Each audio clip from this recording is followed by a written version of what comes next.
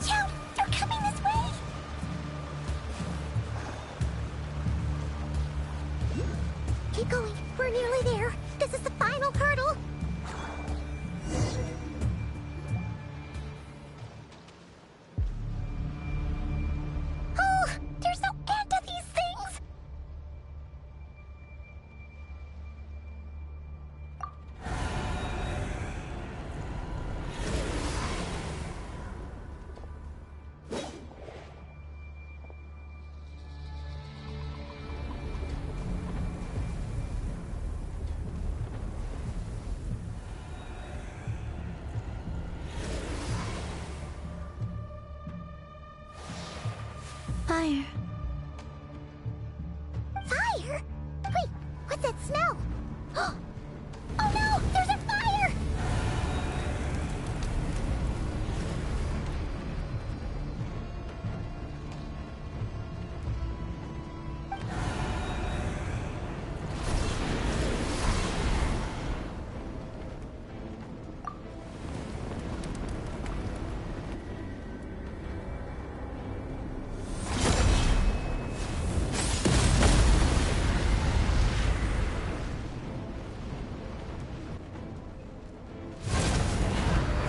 Zandrone was right. You look weak, Columbina.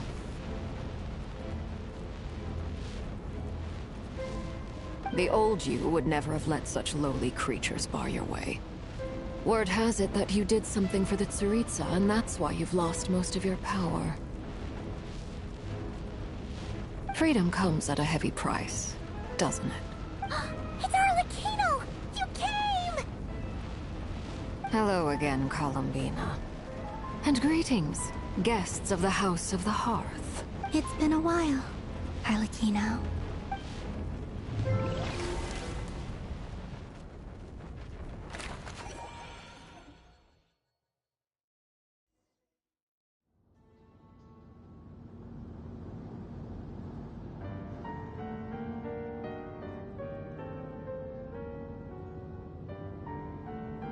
Stupid right here of stupid Solnari. Ugh, whatever. I've got all the data I need. Next time we meet, you're finished.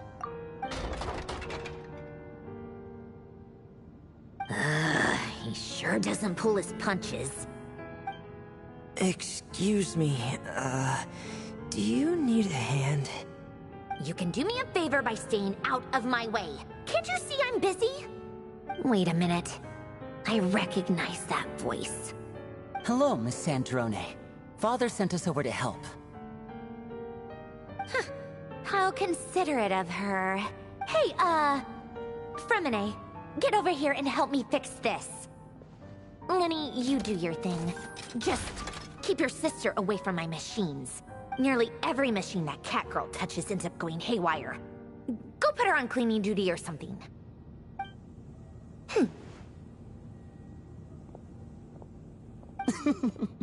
Then let's start downstairs. Fremine, we'll leave this place to you. You've got it.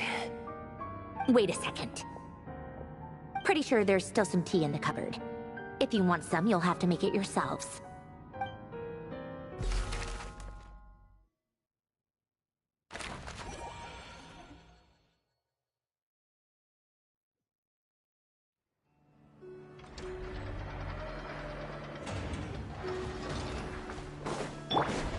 Here.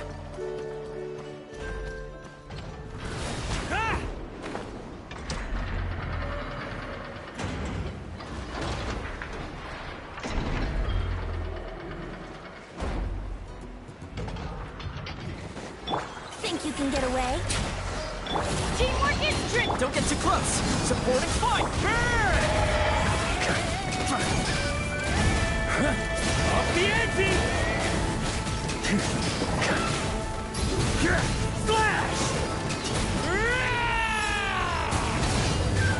Going in! Here we go!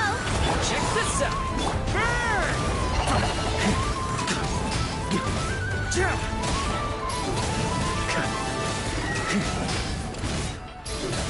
Shred him! Yep! Time for takeoff. Let's go! Teamwork is trick! I got you covered! Don't get too close!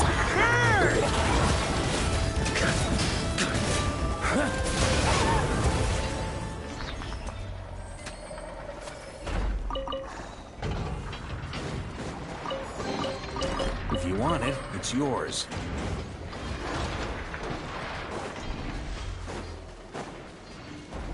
On me! Everybody stand! Think you can get away? Yahoo! Fire it up!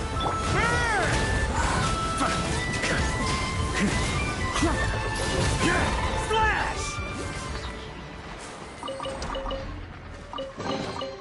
To the adventurer go the spoils. This loot's all yours. Try to keep up!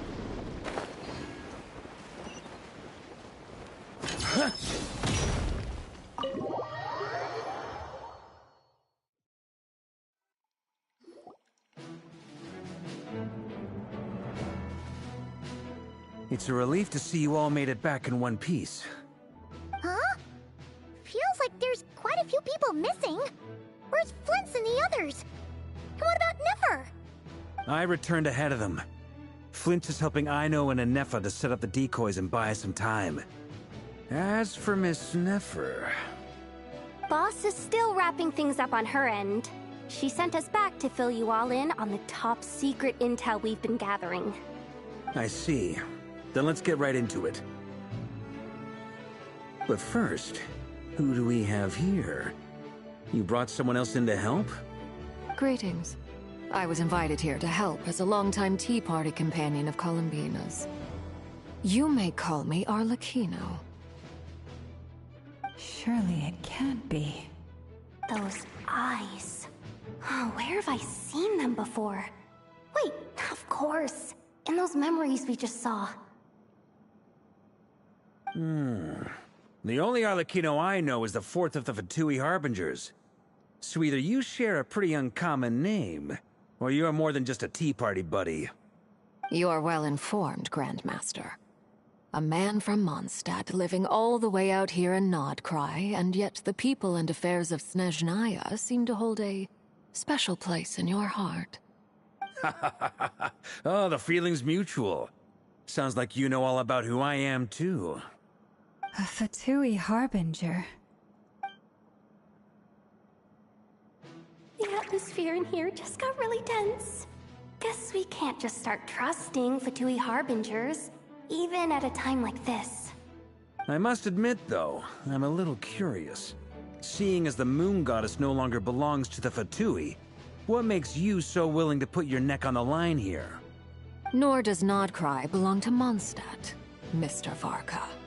Yet still, you're fighting for it all the same. Things don't always have to have a tangible payoff. Sometimes, stopping things from spiraling out of control is a higher priority than chasing the spoils of victory. Of course, I can't say there's nothing in it for me at all. But that's between Columbina and myself.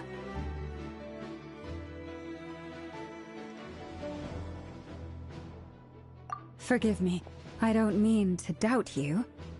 It's just that the Fatui really have been the source of many of our troubles. We have our own way of doing things here in Notcry. But ever since they arrived, the Fatui have treated us with nothing but hostility. I know there's been a lot of bad blood between us in the past. I've done my utmost to avoid friction whenever I could. But sometimes fundamental conflicts of interest simply can't be settled amicably. That's why I'm here solely in a personal capacity. This has nothing to do with the Fatui. As a gesture of good faith, I'll be frank. I can help Columbina track down the iridescent moon's marrow, which will help her restore more of her power. Anyway, what else is on the agenda? Let's begin. She says she'll be frank, then completely skips over the details. Looks like she doesn't want to give away too many secrets after all. But she clearly wants to change the subject. It'd be awkward if I tried to bring it up again now. I guess we'll just have to go along with it. She's the fourth of the Fatui Harbingers after all. One look and you can tell she's not someone you'd want to mess with.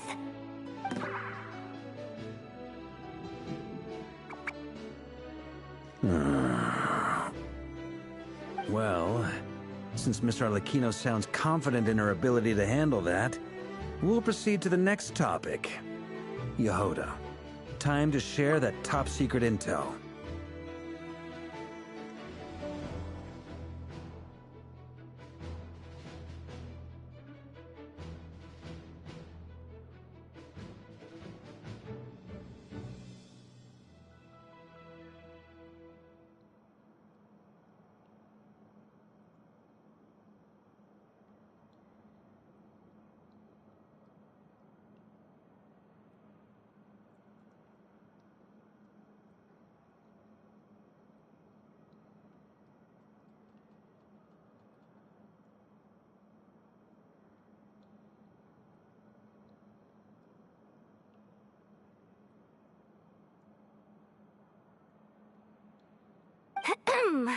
Alright, listen up everyone.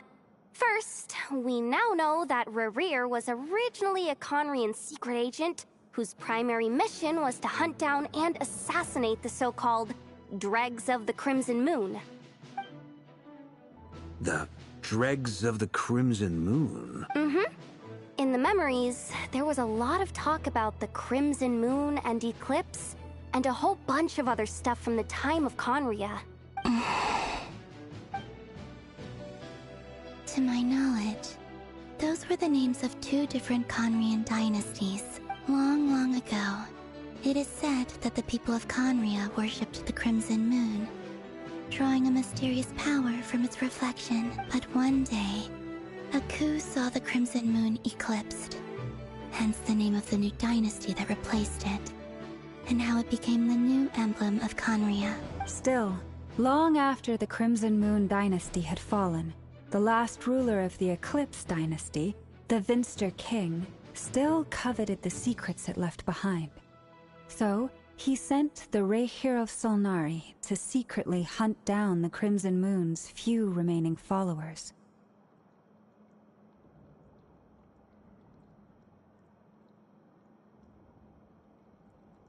In those days, Rerir showed no signs of madness.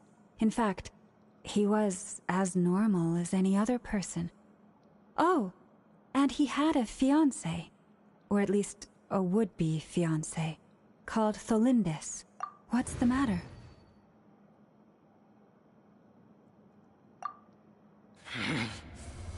Verfnir, Freindaughter, Tholindis,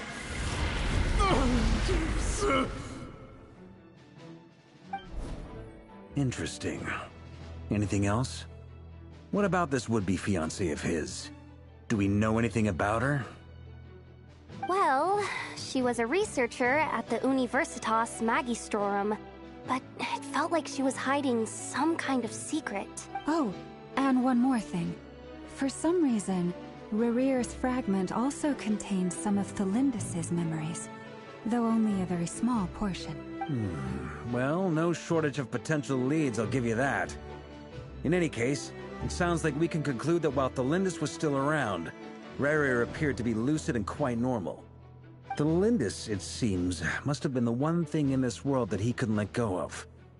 Tell me, though, were these pure-blood Conrians we're talking about here? Why do you need to know that? Hold on. If she was a pure-blood Conrian...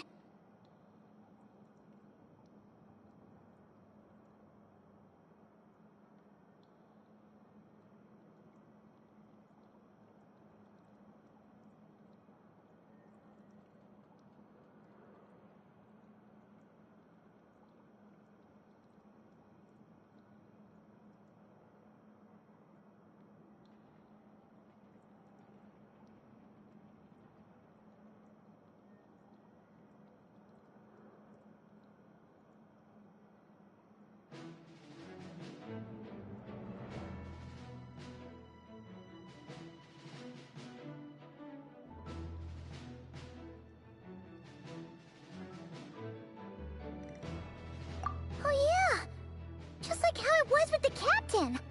If we could somehow find her, do you think there's any chance Rarir might regain some of his sanity? It's possible, but it would take a miracle. We can't pin all our hopes on that. That merchant who Nefer knows, Dori Sangamo Bay. Maybe we could hire her to look into it. All right, then. Let's keep working in our separate teams. Traveler, Paimon, Kutar, and Miss Arlecchino will go look for the iridescent moon's marrow.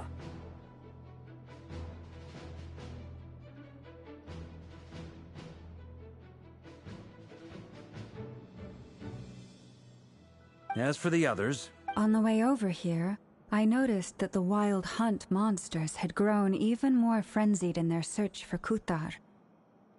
At this rate, the people living here will be in grave danger too. So I'm thinking of gathering together some of our followers to go wipe them out. I'll head back to the curatorium and meet up with the boss. Feels good knowing we've all got something to be getting on with. Given that the Wild Hunt has been a lot more active lately, the Lightkeepers have likely begun their own operations too. If that is the case, someone will need to pass the news on to Flint's. I'll hold the fort for now, then discuss our next move with Flint's, Aino, and Anefa when they get back. All right then. Well, the clock's ticking. If that's everything, we'll be on our way. We'd better get moving too. We'll try to buy you as much time as we can. Relax. Just do your thing. Now, I decided to call in some backup since things are getting so hairy. Our reinforcements should be here any minute now. Stay safe, everyone. Dismissed.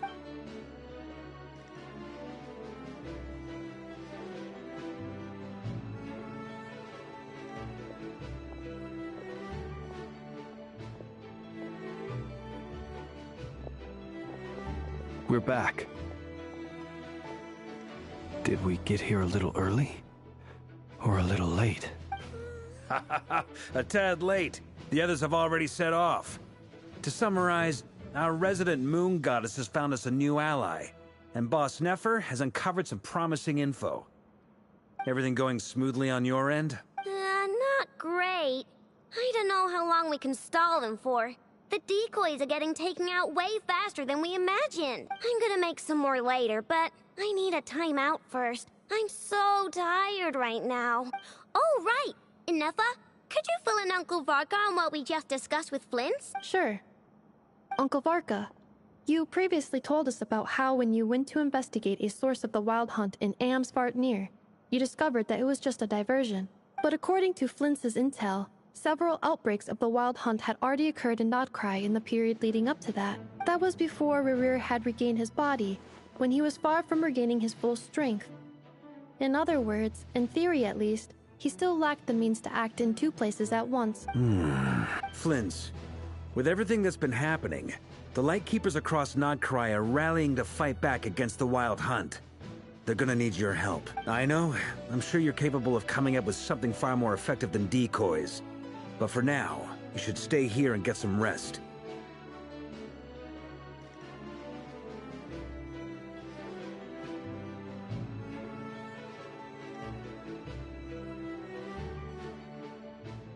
and Effa and I will head back over to Amsfartnir to see if there's anything I missed.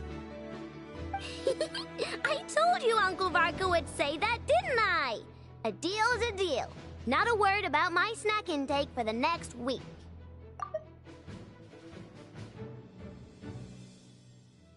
Database updated. Reliability of Aino's predictions increased. What does that mean? They were betting on how you'd respond after hearing their intel. It's the obvious choice, isn't it? That's hardly worth betting on. We already decided that Anefa should go investigate the situation over at Amsfartnir on her own. You might as well stay here and keep watch. Someone needs to hang back and oversee our strategy meetings. And besides, you still haven't fully recovered from ambushing Rerir. So I've ended up with the easiest assignment. Well, I appreciate it, everyone. See you when you get back.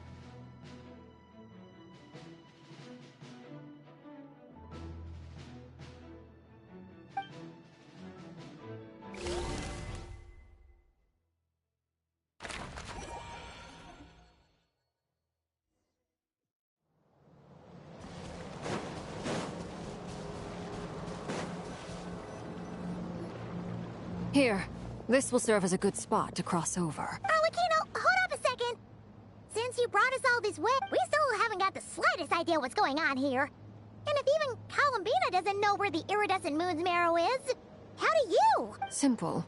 Because I am an inheritor of the royal bloodline of the Crimson Moon. And one of the last surviving embers of the Two Worlds' flames. Huh? Are you serious? Isn't... You're a descendant of that Crimson Moon dynasty we were just talking about? The one from... Your surprise is understandable. I was also taken aback when I first learned of it. But the more I thought about it, the more I realized... When I was young, I discovered I could wield a very special kind of fire. It coursed like blood through my veins, and smoldered away inside my nerves. What's more, whenever I experienced strong bursts of emotion or drew too deeply on this power, it was like some kind of presence within the fire would begin to gnaw away at me, consuming me from the inside out. Exactly. That is why my hands are like this, too.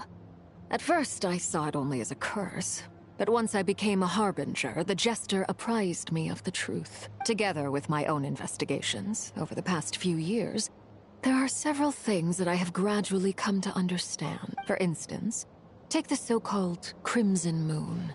In truth, it is nothing more than the shattered remnants of the iridescent moon, fused with the abyss to prolong its lifespan. Since this blood flame was bestowed upon me by the Crimson Moon, it is a fusion of the iridescent moon's former power and the corruption of the abyss. You all understand the nature of the abyss well enough.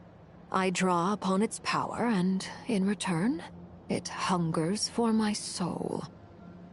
This strange blackness is the mark of corruption it has left behind. If I recall correctly, you once told me that if the corruption ever made it to your heart, you'd become a completely different person. Yes, and that's the reason I'm always careful not to push my power too far. It's essentially a never-ending tug-of-war. Whew. Sounds intense. Anyway, the rest of my story can wait. Is there anything else about the Crimson Moon or the iridescent moon? Paimon has a question. So, the Crimson Moon that the Carians used to worship was actually the iridescent moon, right? Which was one of the three moon sisters. Does that mean that the Carians were to the Crimson Moon as the Frost Moon Scions are to the Frost Moon? So much of that history has been lost. We have no way of knowing exactly what they were like. But I would suspect that the Conrians weren't as devout in their moon worship as it might appear. The iridescent moon's remains simply served as their link to the Abyss. Later on, perhaps someone discovered a way to make direct contact with the Abyss. Or maybe there was some kind of ideological divide. Either way, a dissenting faction staged a coup and drove out the royal heirs of the Crimson Moon dynasty. Still, even with the dark sun looming high overhead, the Crimson Moon's glow never truly faded. If you want living proof, It's standing right before you. The first time we met, I sensed something familiar in your presence. When I looked at you, I felt I could see that mysterious red moon in the corner of my eye. In your flames, I saw its broken image. Well, I appreciate that you kept it to yourself. Much about the Crimson Moon is still a mystery, and I'd prefer not to end up as the object of an insane research project. Anyway, time is against us here, so if there's any other questions, they'll have to wait. I just want to make sure I've got one thing straight. In her letter, Sandrone mentioned that since you are unable to contain the iridescent moon's marrow yourself, you intend to leave it in my custody. Correct? That's right. For now. It's the only way I can pay you back for your help. The iridescent moon is already part of who you are. So with its marrow in your possession, you'll be even more powerful than before. Deal. Then let's get started. Get what started? What does this place have to do with the Crimson Moon?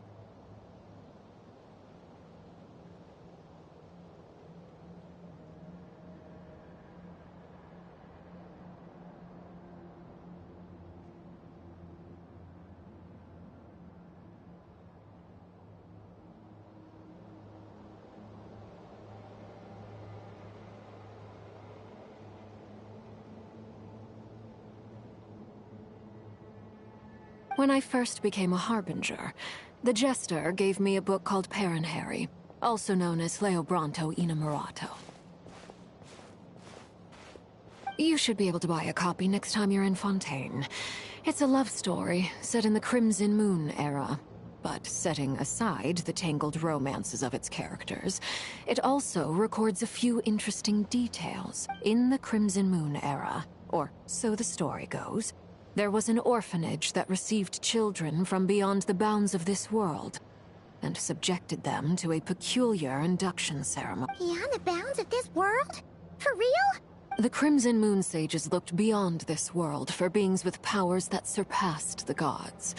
But fearing they might lose control, they subjected these children to a process of refinement. They made these children crawl up a fireplace and kept asking them, "Have you died? Did you see it?" Until they finally admitted to having died and seen a crimson moon. The adults embraced the children who passed the ritual, telling them, "Within the fireplace, you have traversed the flames between two worlds. Here and now, you are born anew." The book leaves much unsaid, but I suspect that this was their way of branding the children they had enrolled, leaving an indelible mark upon them so that they would forever live in the Crimson Moon's light. That explains why I can't sense the Crimson Moon's marrow in this world. It makes sense that it would be sealed in a special space that can only be accessed temporarily through some kind of ritual. But there's no fireplace here. Do you see a chimney anywhere? That won't be necessary. The fireplace is purely symbolic. The key to the ritual is crossing the flames between two worlds. In other words, the flames that burn within me. Those burned away by such flames leave behind a kind of ghostly afterimage in the world. In the days of Conria, people believed they could be used to bridge the gap between the two worlds of life and death. In short, I can open a passage to that space for you. That's the easy part. The catch is I'll need to stay on this side to keep the passage open, so I won't be able to come with you.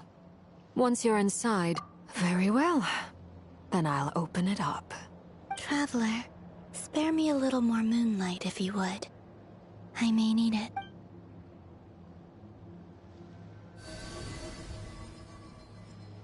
Thank you.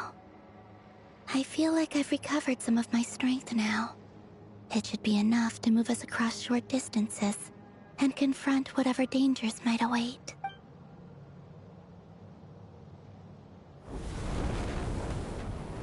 Mistress of the seven hues of ages past, great mother of the present, crimson-clad sovereign of the two realms, by fire severed, by fire renewed. I offer myself now, and beseech your descent.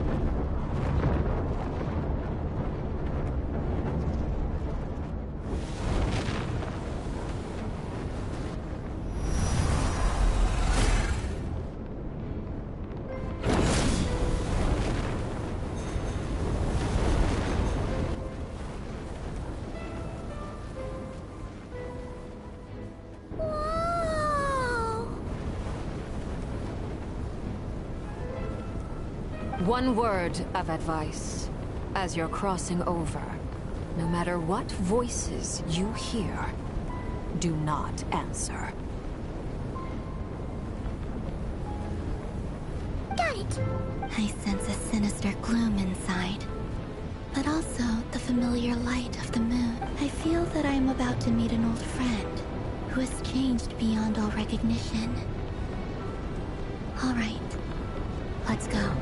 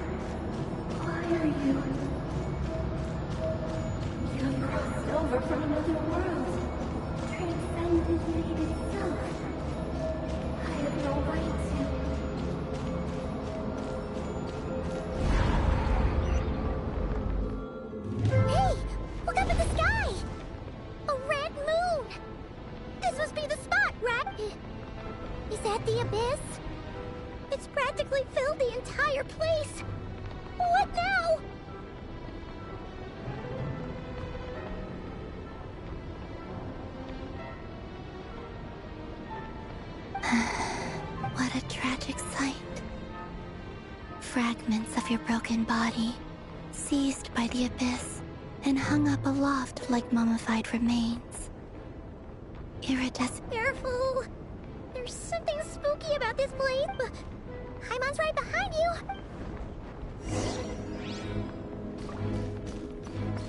By the way, Alambina, didn't you tell us that the iridescent moon had shattered into pieces? The moon up there looks pretty whole, Paimon. How is that possible?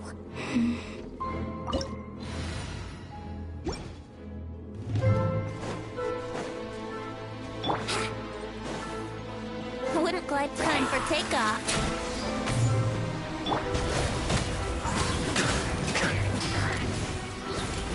Yeah. Huh? Thunder!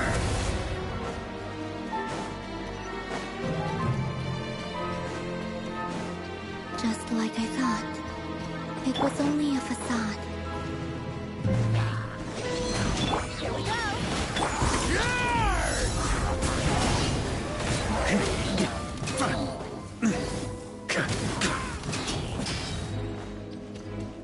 Here.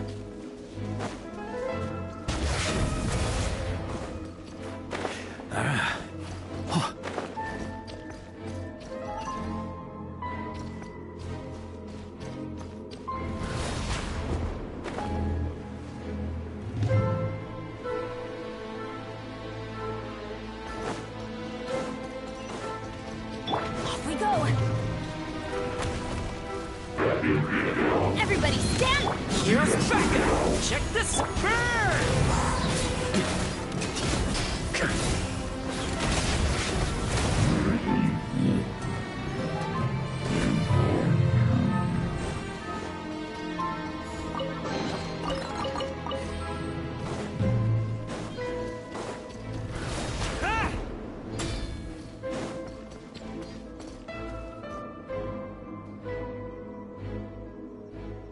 Huh? Huh? For real? That's way too high! There's no way we'll be able to reach it! No. I'm not sensing anything up there. It's coming from under the mountain. Let's see. Ah! There's some kind of weird shadow. Wait, see that? Looks like a mechanism of...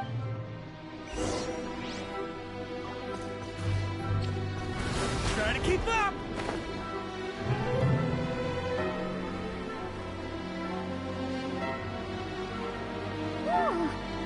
Looks like a device from the time of Karia. Maybe people once came here to study the Crimson Moon's domain, and they left this behind. Huh. If we can activate it, we might find some clues.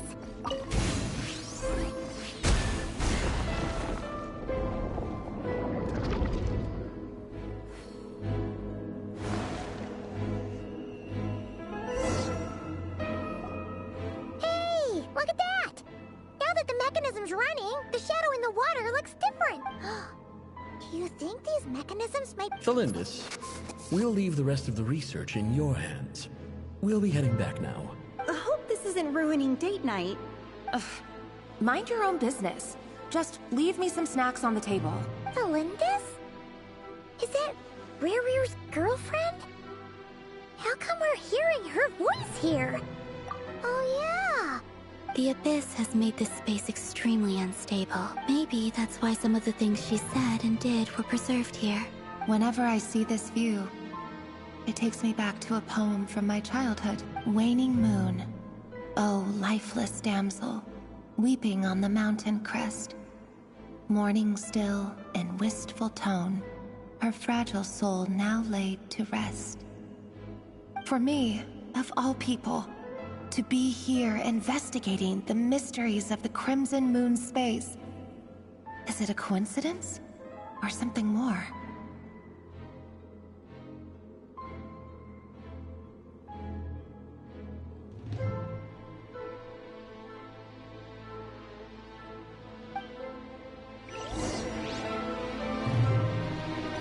Yeah.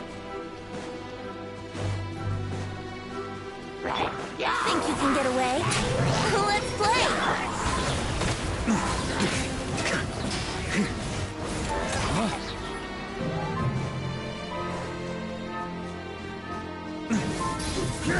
Flash! Looks like the Abyss has messed up this mechanism.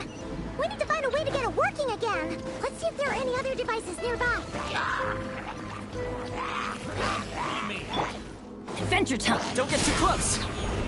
Yahoo!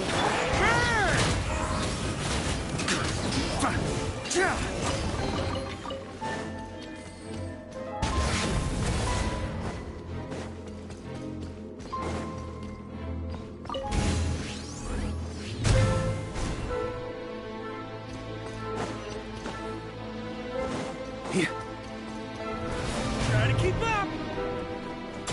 On me!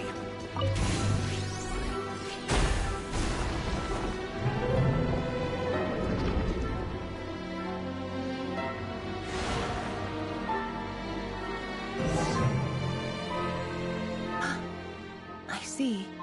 So the moon marrow, or rather the power of the three moons, is the key to unlocking... If it really does exist, then maybe this madness can finally be put to an end.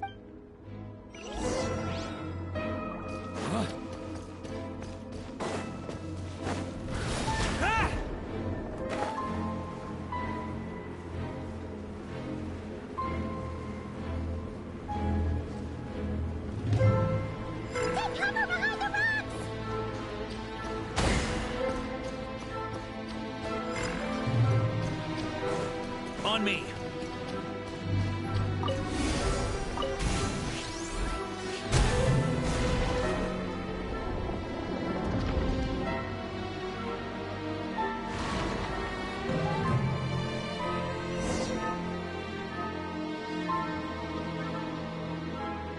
With the Abyss inhibitors in place, I should be able to access the chamber with the moon marrow. Oh, Rerir, with every step you take, you're drifting further from what you truly desire.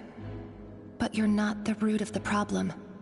Ever since that outsider set foot in Conria, the Vinster King has sunken deeper into madness. If only I could get my hands on that outsider.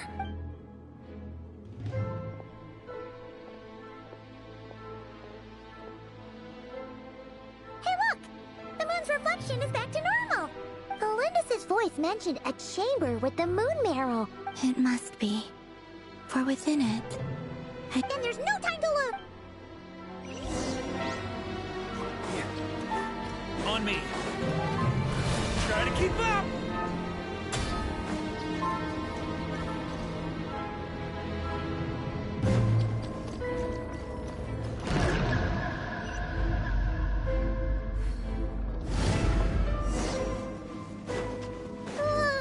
These things are so creepy!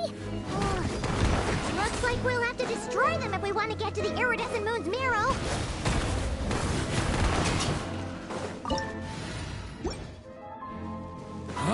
That must be the iridescent moon's marrow! Oh, we'll need to destroy these things before we can reach it! On me. Teamwork is strict. Time for takeoff. Supporting fire! Fire it up!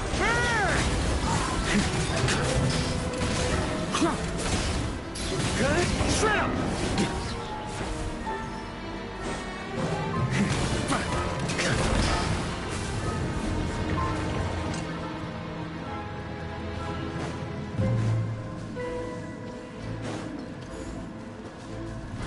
Try to keep up! Yeah. On me. Yeah.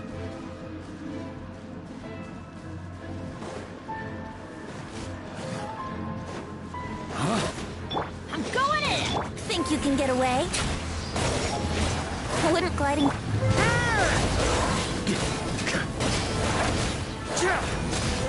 Thunder!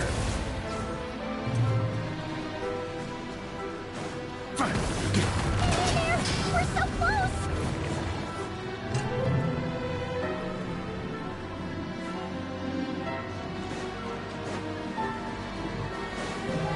Brace yourself. Don't get too close. Here's backup. Everybody stand back!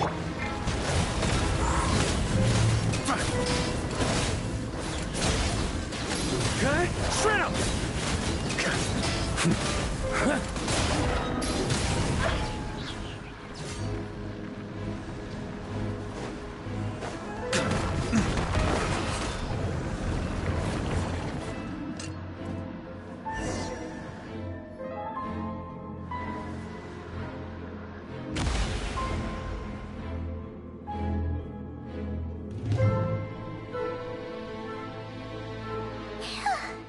We finally did it!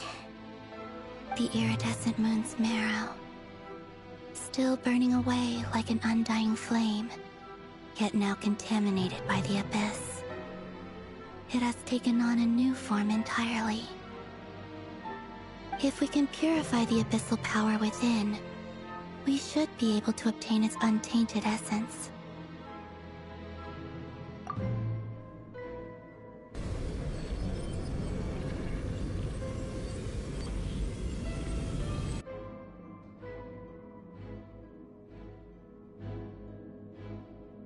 It's so cold. Is it you? Huh? At long last. I can see you. I'm sorry. I lied to you. Even knowing what was to come, I still couldn't let go of the fear in my heart.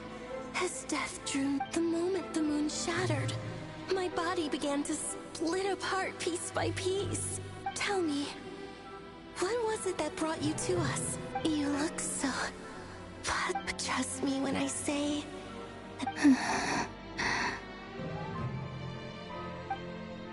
What was that all about? Was that the goddess of the iridescent moon? It sounded like she was speaking to a long-lost friend. Perhaps. She took me for the goddess of the frost moon she once knew.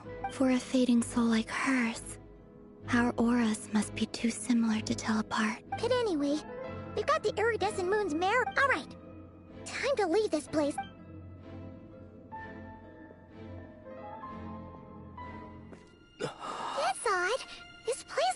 different than when we came in. Waning moon, Huh? oh lifeless damsel. Oh.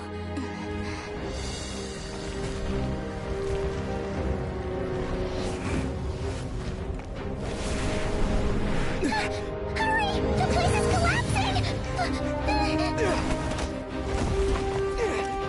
It wants to trap us here. Who's it? The Abyss? Now we've taken the moon marrow. All that's left here is a dark will. It will show us no mercy.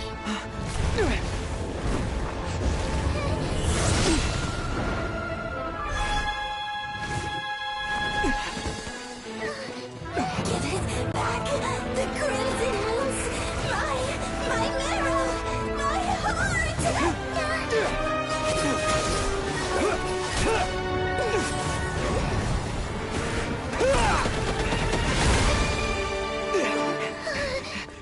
Finally! Huh? Oh no! The exit's blocked! They're back! Now what do we do? This is where you fall. Witness my rise. What are you waiting for?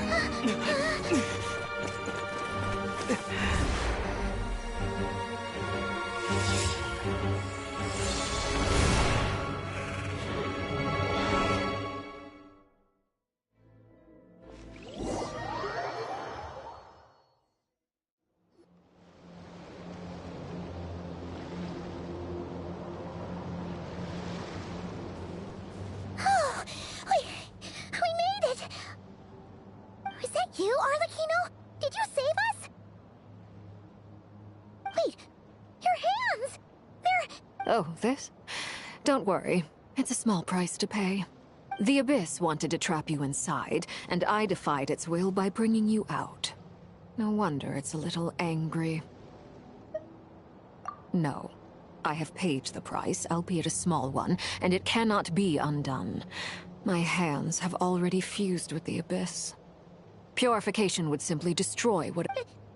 Oh, we're so sorry. As much as I'd like to call it a favor, the truth is, I was simply holding up my end of the deal. Yes, you did your part. And as promised, I will leave the iridescent moon's marrow in your care. From this day forth, may the two worlds' flames burn ever more brightly.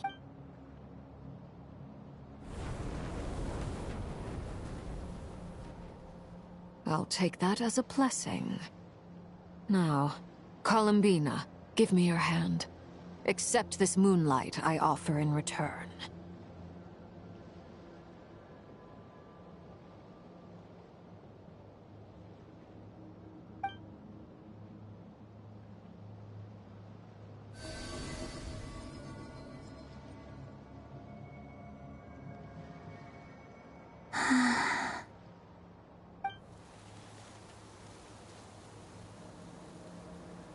Feeling stronger? Oh, hey, Columbina, are you okay? I'm fine. By the Frost Moon's authority alone, wielding the power of the other moons was always going to be a stretch. Still, I think it's fair to say that your strength has returned, at least to the level it was at as Third Harbinger.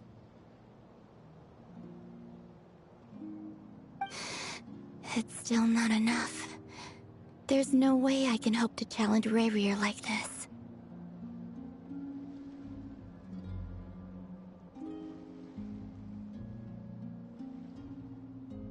Just one more ray of moonlight, if you would.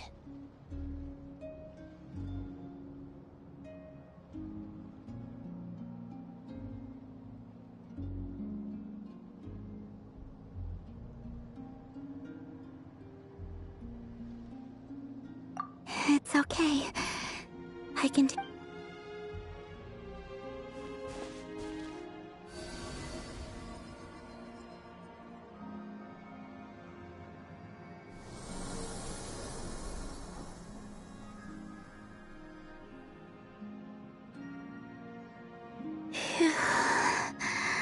How about now? Fighting fit? At the very least, I won't have to stay hidden like before. I want to see him gone from Not Cry. The ray here of... Well, it's good to have something to aim for. You certainly seem more alive now than you did earlier.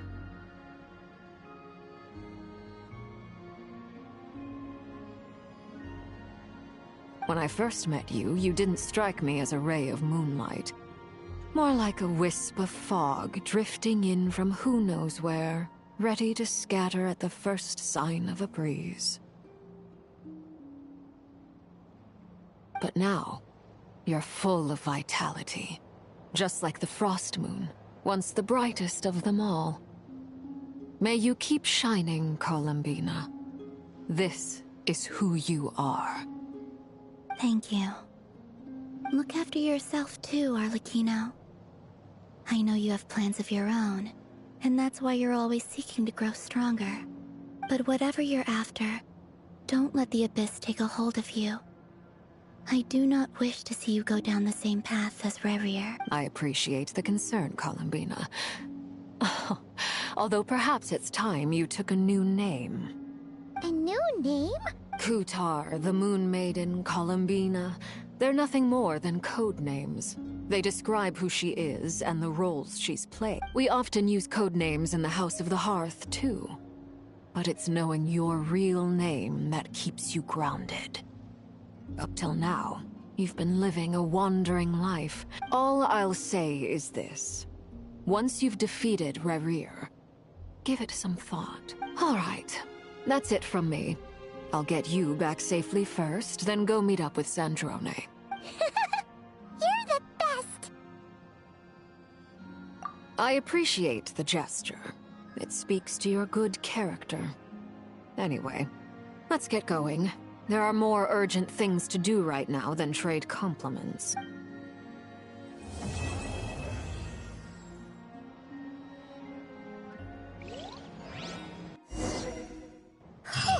It was a close call, but we got the iridescent moon's marrow and restored Columbina's strength. And that's all that matters. In other words, mission accomplished. Paimon wonders how...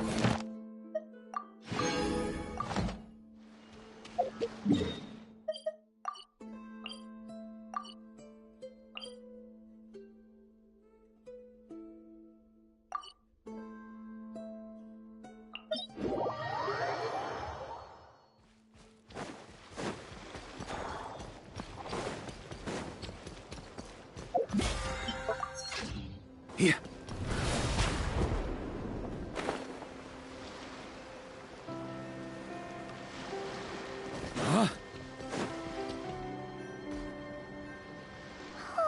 Do you think the others are making... Oh, hey, look! They made it back as well! Flintz! Llama! How did it all go? All is well, thank you. Nefer and Yehoda had to stay at the curatorium to wrap. I ran into Miss Anefa and Miss Aino on the way back.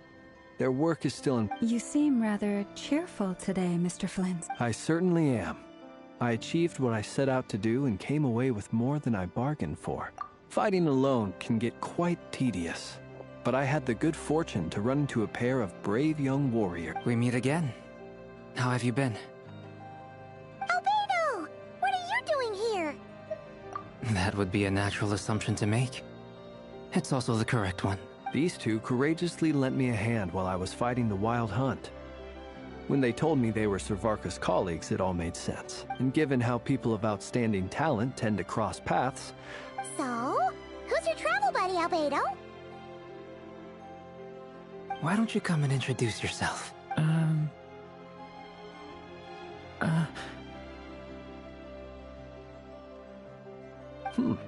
A gentleman of few words, I see. And a rather stern countenance. I presumed you were... It's nice to meet you. Again. We've technically met before. Wait a sec! You're Minnie Durin! That's right. It's me. I'm glad to see you again. By the way, he says it's okay if you drop the mini. Yeah, I'm not as mini as I used to be. Interesting, isn't it? The first step towards blending into human society appears to be reflecting on whether one's name really reflects who they are. Wow! You look so different. In a good way, of course. It's great to see you looking so healthy. Thank you, Paimon. And although you're as mini as ever, I understand that diminutives don't always convey endearment. I'll be sure to... Wow! You're such a smooth talker now. Paimon could get used to this. From now on, you may refer to her as your esteemed guide, Paimon. Personally, I think our little Paimon is the perfect size. When people call her Little Paimon, it's just because she's so adorable that they can't help themselves. If that's not a sign of endearment, what is... You're absolutely right, Miss Lauma. My brother still has a long road ahead of him when it comes to understanding human relationships. Anyway, speaking of long journeys, didn't Columbina, leave with you? She's been catching up with old friends. Wouldn't be surprised if she stopped for a cup of tea, or 10 on the way back. Uh-oh. People are talking about me. Hope it's nothing negative. Judging from your expressions, I'm guessing it all went well? It's getting crowded here. I'll go grab some chairs. No need. This is a job for an alchemist. I'll whip some up momentarily. Thank you for your hospitality, ladies and gentlemen, but I was merely escorting my friends back. I'll be meeting Sandrone shortly, as we still have some things to discuss. It's been a pleasure, everyone. But this is where I'll say goodbye. We really appreciate your help. Oh, come on. Spare the formalities. I'm just glad I could help out some true friends. I understand. Well, bye for now, Harlequino. Oh, this place is hopping. It's probably a good thing one of us left. Otherwise, we might not fit all these people in. Are you saying we're about to run out of chairs? As a matter of fact, I am. Come on in and see for yourself.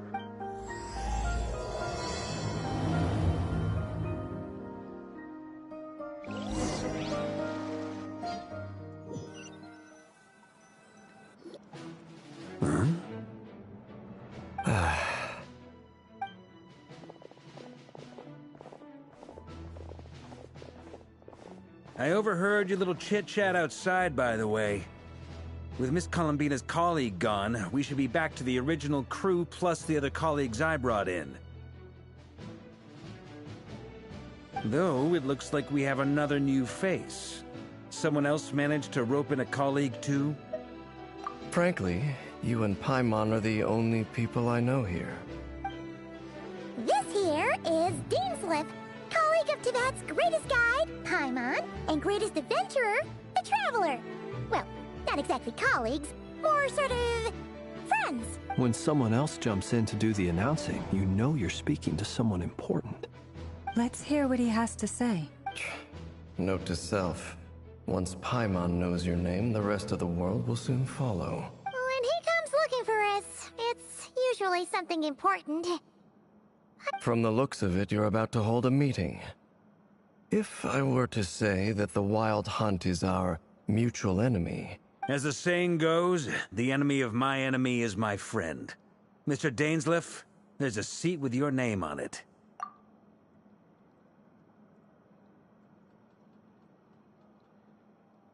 Though, I can't promise the same for everyone else. Hey, Albedo... After all this time apart, Grandmaster Varka's first order is to rustle up a couple more chairs.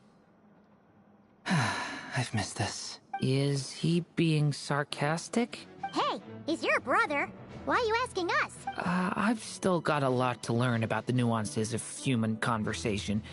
Trying to decipher Albedo's way of speaking has been like jumping in at the deep end. Oh, good point. Paimon gets you now. Don't sweat it. There are people who go their whole lives without getting the hang of it. I wonder what's taking Nefer so long. Perhaps you should go and check in with her. If anyone can hurry her along, it's you. I just got back from the curatorium. Besides... Miss Nefer doesn't strike me as the type to share secrets. And since gathering intel is her specialty, I'm guessing under such circumstances, would it not be tactless for me to impose? Oh, but it's fine for me to impose. What can I say? You have an unrivaled ability to garner people's affection, Miss Moonchanter. Besides, you have far more in common with her than I do. All right, then. Impressive. She barely fought back at all. I admire your powers of persuasion, my friend. As I'm sure Miss Lauma will realize soon enough, the trick in life is to always pitch in with other people's responsibilities so that you can be selective with your own. Another trick is to simply hide in the background. Spoken like a true sage. Anyway, looks like we've got some time to kill before the meeting. Let's take...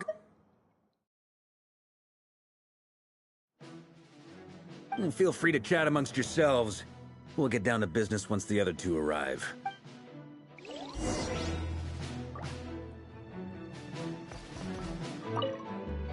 You're both awfully quiet. Why don't I start us off with an icebreaker? Much obliged. Have either of you ever had your portrait painted? If not, I'd be glad to help. That sounds like a lovely idea. You know how to paint, then? I dabble occasionally. He's an excellent painter. Tables, chairs, people, dragons, you name it. He'll paint it for you. I'm flattered. If I ever get the chance, I'd like to give it a try myself. I'll bear that in mind. Anyway, how about you, Durin? What sort of portrait would you prefer?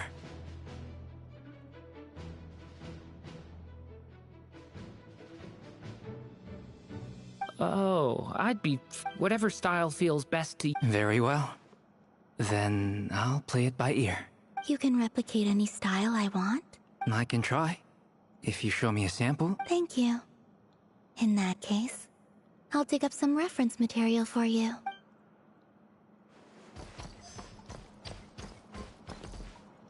Is there something you'd like to say to me? Yeah!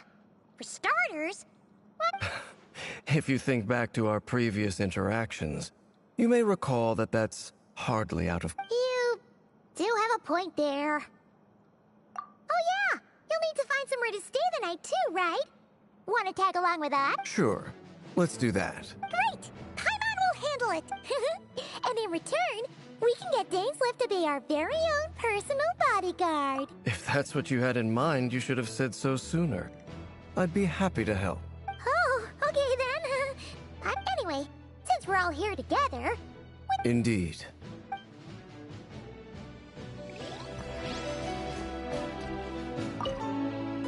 Truth be told, I can't remember the last time I was in a meeting with so many people. You're not alone there, my friend. The Lightkeepers also struggle to bring everyone together for a serious discussion. I don't doubt that. I've only ever met two Ratniki, one being you, and the other being that young guy, Eatlua. Eatlua is a good apple. I'll give him that. He's kind, honest, and regularly delivers supplies to my lighthouse. A true Ratnik to the core. In that sense, he puts me to shame. So you're what? A fake Ratnik? That's what it sounds like you're saying. But I get... Come on, why the awkward silence? Sorry. I'm not even gonna bother trying to hide it. You've known all along, haven't you, my friend? Now that was an awkward silence. Let's just keep this between ourselves. Probably best if Eatlua doesn't know. That goes without saying. Gotta be careful. Anyone else in the know? Let me guess. The Traveler and Paimon? It's dangerous being too sharp for one's own good, you know. Then, in the name of the Animo Archon Barbados himself. When we went for drinks, you said that you and Barbados were practically best buds. In the light of that claim, do you really expect me to take your oath seriously? Of course. Just as long as you don't go spreading around the fact that I'm close with Barbados, all right? Fair enough, then. Nothing like a bit of mutual leverage to seal the bonds of friendship.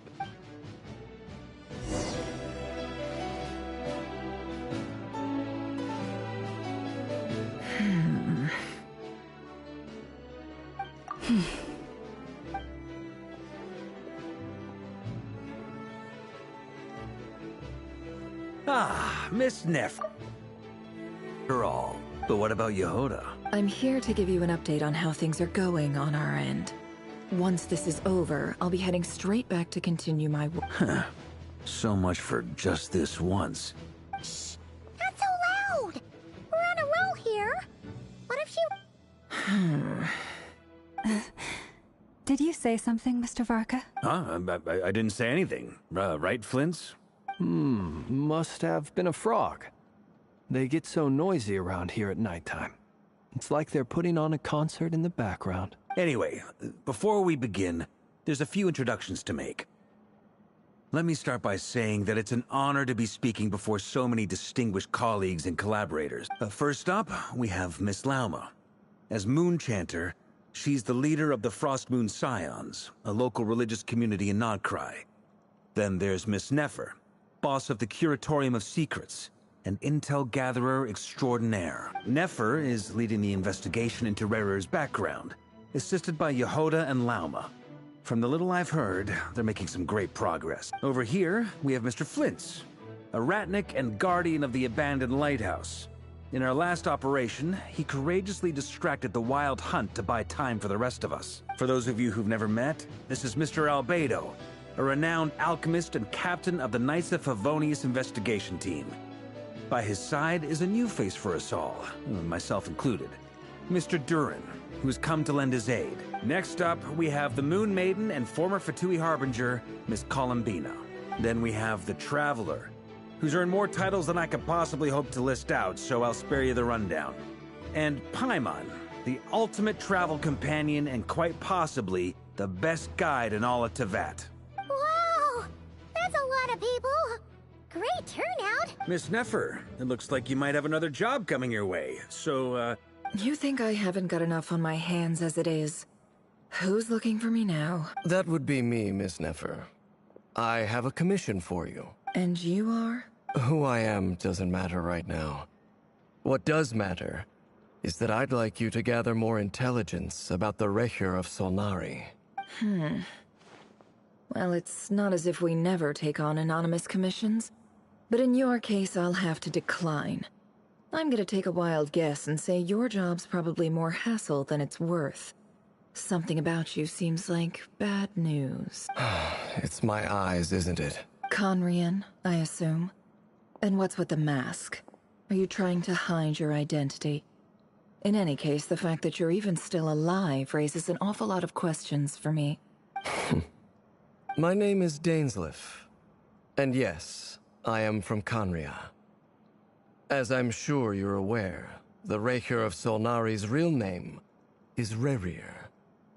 He was once an acquaintance of mine. Really? Then you must have been quite an influential figure yourself. You flatter me, but none of that matters anymore. My point was simply to clarify why I have asked Miss Nefer to investigate Rerir's background. So you're both from Conria, and it sounds like you used to be friends? What am I missing here? Surely you already know how he became one of the Five Sinners. I'll tell you everything I know. The history of Conria, the names and identities of the Five Sinners. I remember it all like it was yesterday. I have never spoken openly of this before. But the truth was exactly as people say. The Five Sinners were each driven by their own desires, and it was by playing upon these that the Abyss tempted them to their fall, tearing Conria apart in the process.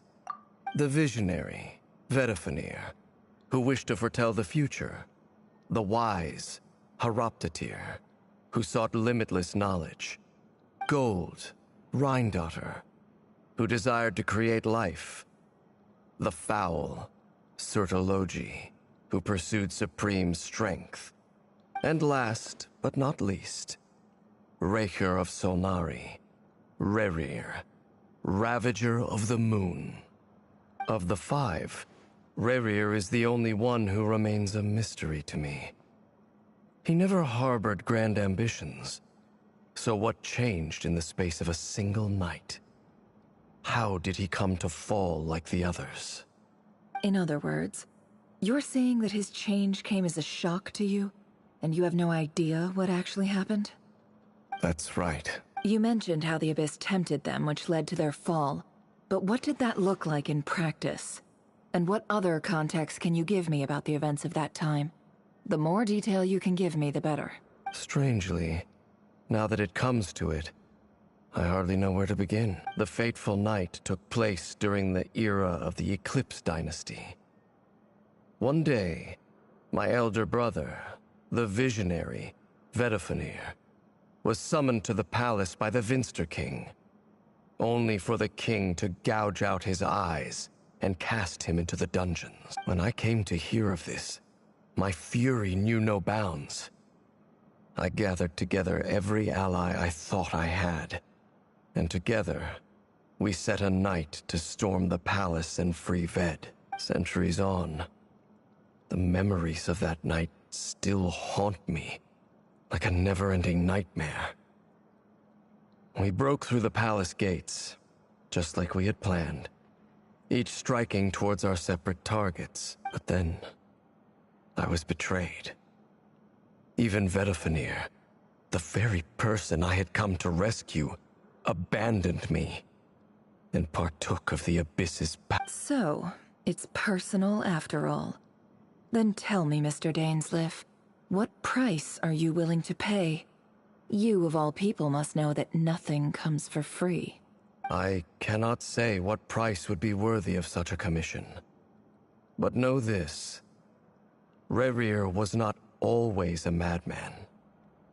Believe it or not, there was a time when he was just an ordinary man, working for the Conrian Intelligence Service. Uncovering the truth of Rerir's past is the only way to unravel this mystery. But before you decide if you will accept my commission, I will tell you more about him. Enough, I hope, to help you plan your next... Sounds pretty good to me. Feels like we just flagged down a random passerby, only to discover he's actually a master strategist who has a score to settle with our enemy. Can I borrow your halo? It could be useful in the lighthouse. Hey, enough with the wisecracks! Besides, isn't that lamp... Relax. It was meant to be a compliment. If that was a little over the top for your liking, I'll make sure to tone it down next time. I'll give your proposal some serious thought, Mr. Dainsleif. Let's speak in... Before that, there's a few things I'd like to share.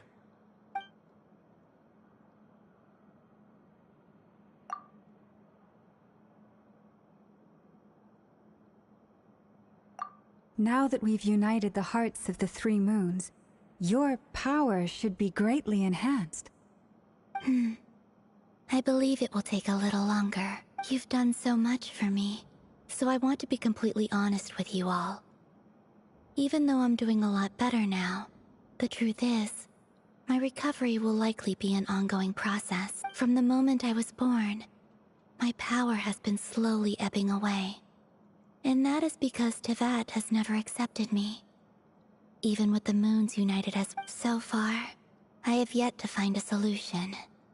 It may turn out to be a problem that will plague me until the day I finally leave this place behind. Even so, I will do everything in my power to help you drive out the Reihir of Solnari. As Arlecchino put it, this is not about chasing the spoils of victory. It's just a gesture of heartfelt gratitude. Kutar. Defeating the Reihir of Solnari will be no easy task. Well... Naturally. We should take all the help we can get if we hope... We've considered several viable plans now, but our choice hinges on the answers to a few key questions. Is it even possible to kill Rerir? What experiences shaped the person or monster he became? And what's he really after? Given Albedo's expertise in alchemy, I think we should leave him to try and answer the first of these questions. Understood.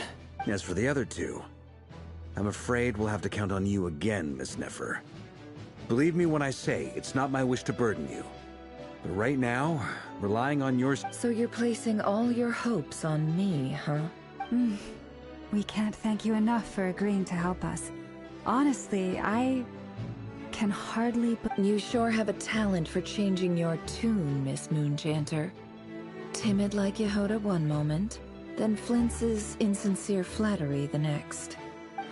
Ladies, please, I must object to your portrayal of me. That's all. Feel free to keep bickering. Just pretend I'm not here. I almost don't want to leave this room. I'm curious to see how this plays out. I have faith in you, Miss Nefer. Something tells me... Oh? And what makes you so sure of that? What if I suddenly decide that my compensation is insufficient? This isn't about the money. I can sense that you've got a deep-seated distaste for Rerir. And knowing you, that alone is motive enough. Look at them getting along so well. Like two peas in a pod. And I'm the one they accuse of insincere flattery. There is no justice. Miss Lauma, you have to understand something. Unlike you, I don't actually enjoy having everyone's hopes on my shoulders. Is that right? Well, maybe the fact that I'm willing to put my hopes in other people says more about me than you. But the fact is, I also trust you. And that's because I know that you're someone we can count on. Anyway, we've got our plan, so let's get moving. Mr. Dainsleif, let's talk. And Traveler, once we're finished, if you've nothing else planned, I'd like you to come with me. This whole experience is teaching me a lot. For instance, I now know that when other issues come up in the future, I'll have far more luck getting Lauma to convince Miss Nefer than trying to do it myself. Hate to say it, friend, but that's one of the funniest things I've heard in a while. Why? You think I've got it wrong? Quite the opposite.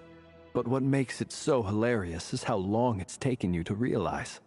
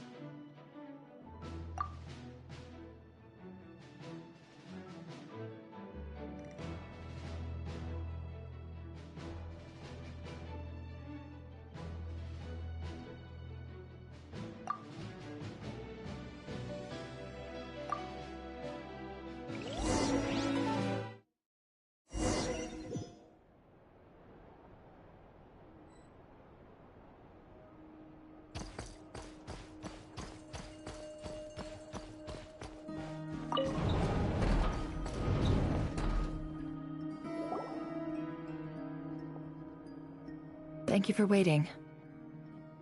It's okay. We actually used the time to help Dainsleif get a room at the hotel. That's very considerate of you. Now, I trust you share my curiosity about Rerir's past. We spoke at some length after the meeting. He was the one who suggested I should invite you to join this operation. Dane has a lot of faith in us, that's for sure.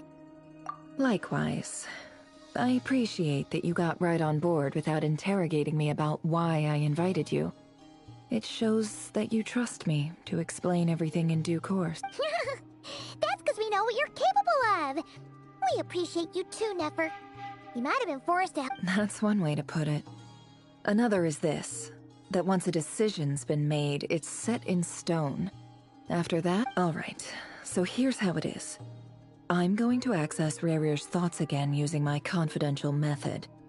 Now, I'm sure you've seen things like this before on your travels, so you're surely well aware of... The reason I've gathered you all here is to ensure my safety during the proceedings. I plan for us to enter the fragment of his... Think of this as a diving expedition into someone's brain. If I'm the diver, you are my safety equipment, tasked with keeping me alive while I'm... Once the ceremony begins, we will all be spying on privileged information. But in the interests of safety, you must remain absolutely silent at all times. Lastly, Any individuals of a weaker constitution are advised not to partake in the ceremony. In any case, Paimon has her...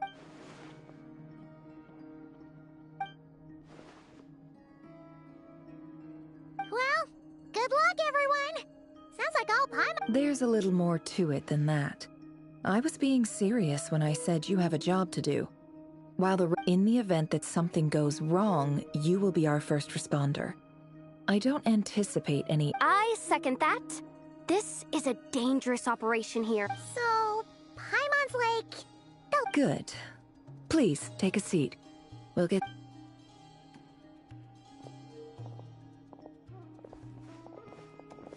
So, did Mr. Dainsliff tell you anything else? He told me that he believes Rarier kept some big secrets in his life. He's not sure that they were the cause of his eventual downfall, but he's asked me to uncover what those secrets were. But surely you're not planning to go through with this, no matter the cost. If you think that, you'd be overestimating me. I'm a businesswoman, not a mercenary. But I do have my own professional reasons for taking this job. You think I'd turn down the opportunity to get a first-hand glimpse into Conrian history? No chance. Well, as long as you don't let morbid curiosity get in the way of safety concerns, we're... You're such a killjoy.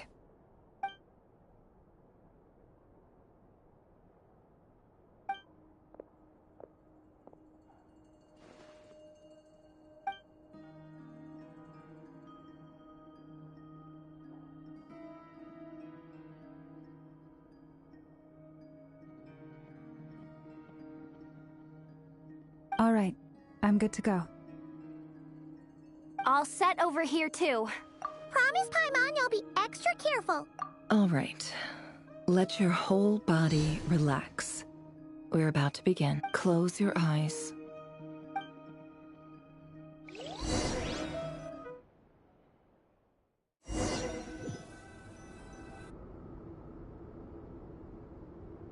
Phew.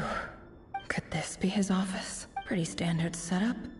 Bookshelves, paperwork, files. According to Dainsliff, Rarier used to be an intelligence operative.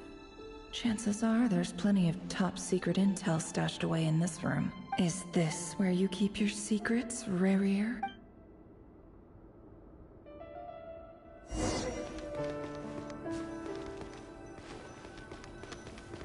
He looks even gloomier than last time. I wonder what's changed.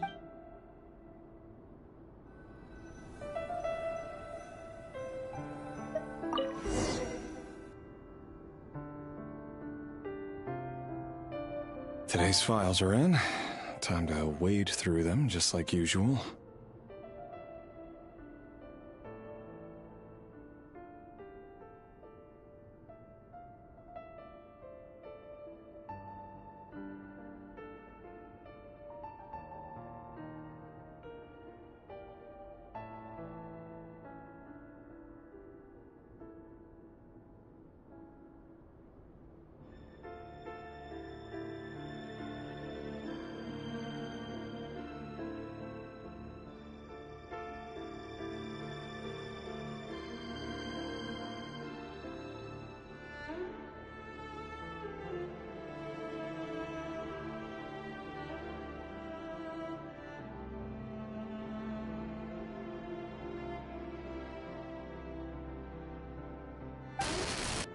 Male, 51.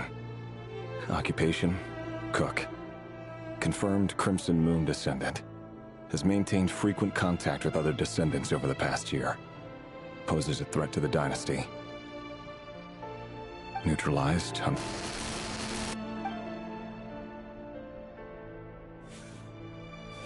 This one should be archived under purged targets.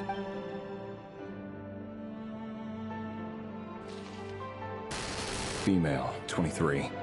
Occupation, office clerk. Confirmed Crimson Moon descendant. Has maintained frequent contact with other neutralized.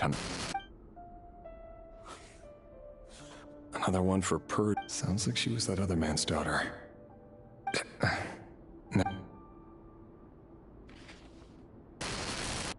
Male, 40. Occupation, teacher. Confirmed Crimson Moon descent. Neutralized on... Just another nobody for the archive. Come to think of it, I remember surveilling this man. A case like his never would have been considered a priority in the past. Huh. He barely... Female, 16.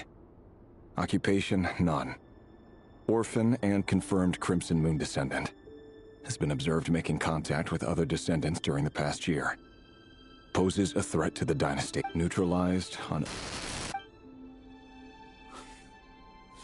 Filed. I have no recollection of this girl. None whatsoever. She doesn't seem to be anyone important.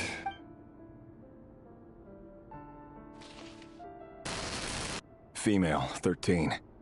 Occupation, none. Orphan and confirmed Crimson Moon descendant. Neutralized and... Filed.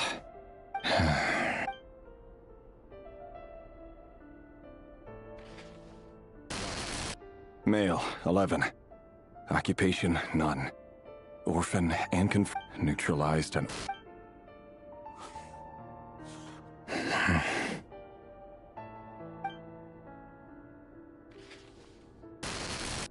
Male, 6. Occupation, none. Orphan...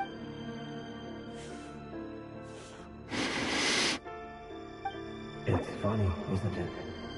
Your job is becoming both harder and easier at the same time, depending on how you look at it. Sooner or later, the Crimson Moon descendants will be completely wiped out. But as their numbers dwindle, they become harder and harder to track down. That's not how it is. Fortunately, however, most of the able-bodied adults have already been taken care of. The remaining weaklings will be increasingly easy to deal with. No! No. My job is to ensure the survival of the Eclipse Dynasty. And the only way to do that is by eliminating any and all potential threats. It's a perfectly legitimate... Every single one of my colleagues can attest to my fairness. And if my friends were aware of the facts, I know they'd back me up too. Assuming, of course, that they were aware of all the facts.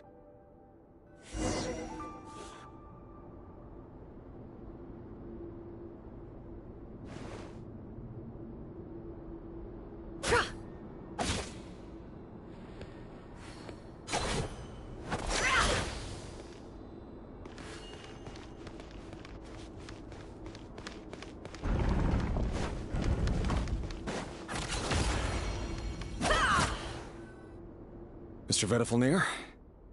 It's been quite some time since we last met. Revir, I trust you're here because you have something important to discuss. Forgive me. I wasn't tuning out, it's just, I noticed you didn't even phrase that as a question. As if, tell me, does someone in your... It is indeed within my power to foresee certain things.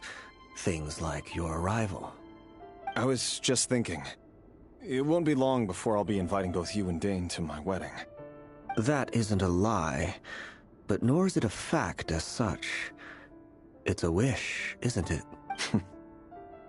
No fooling a prophet, is there? Ever since that day we met for drinks, I knew it was only a matter of time before you came looking for me. Does it feel good? Knowing how the future will unfold. I'm afraid the notions of good and bad fail to capture the complexity of what such a power entails. Once you've seen what will come to pass, it can be all too easy to succumb to fear and melancholy. Unless, of course, you learn to abandon these feelings.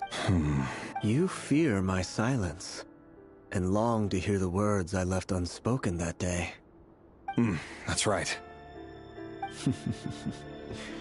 You must have noticed my reluctance to broach the subject. And the reason is simple. because the truth could never have lived up to your hopes. For both our sakes, such words are better left unsaid. The burden of prophecy was never meant for your shoulders. So who exactly do you deem worthy to hear your prophecies? None but our exalted king? Or rather, our king as he once was.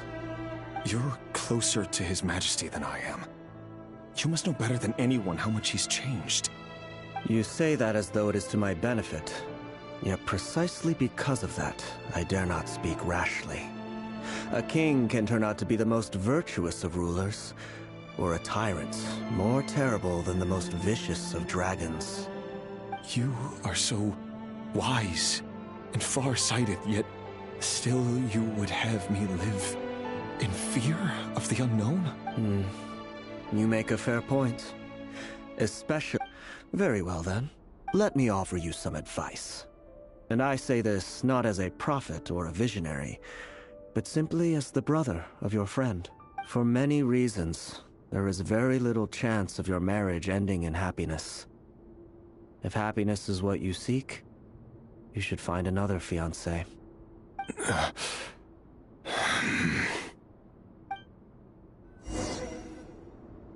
Hold on. There's that same black fog again. Could this memory belong to Thelindis? Guess I... Wait. Hear me out.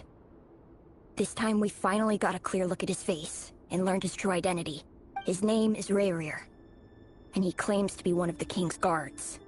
What did you say? A cruel irony, isn't it? The man you're set to marry leads a double life as a brutal executioner. Why are you telling me all of this? Simple. It's because I want you to kill him. You are the only person he would never suspect. No, absolutely not. I would never dream of doing such a despicable thing. So you'll just stand by and watch him slaughter us to the last? Do not forget that the blood of the Crimson Moon flows in your veins too. The blood of the Crimson Moon? What does that matter now? The dynasty has long been dead and gone. You think that alone is reason enough for me to throw away everything I have? Why wouldn't it be? You two were once a child of the Crimson Moon, just like me. Don't tell me you've never felt so much as a flicker of fury for the way we were trampled into the dust. As long as you promise to abandon this pipe dream of restoring your dynasty, I can try to persuade him. Or have him persuade the Vinster King. Persuade the Vinster King? Do you even know why he's so obsessed with hunting us down? Why he keeps trying to force us to hand over our secrets over and over again? Or why we refuse to give up on restoring the dynasty? The Vinster King. A blind fool. His eyes clouded by powers from beyond this world. A petty little man with a miser's heart. And he dares to sit upon the throne? Mark my words. Sooner or later, Conria will fall. And it will be his doing. If you can't bring yourself to do it, so be it. Just you watch. It won't be long before calamity descends upon us all. The Rayrir of Solnari.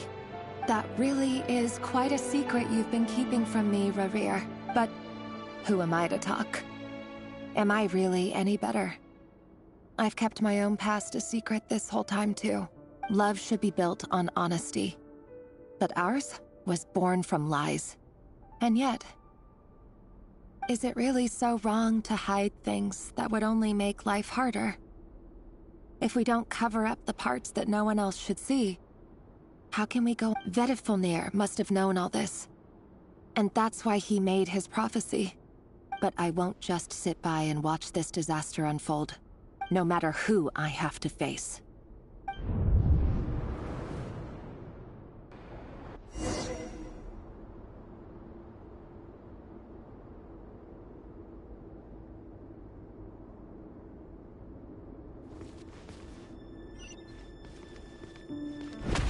Huh?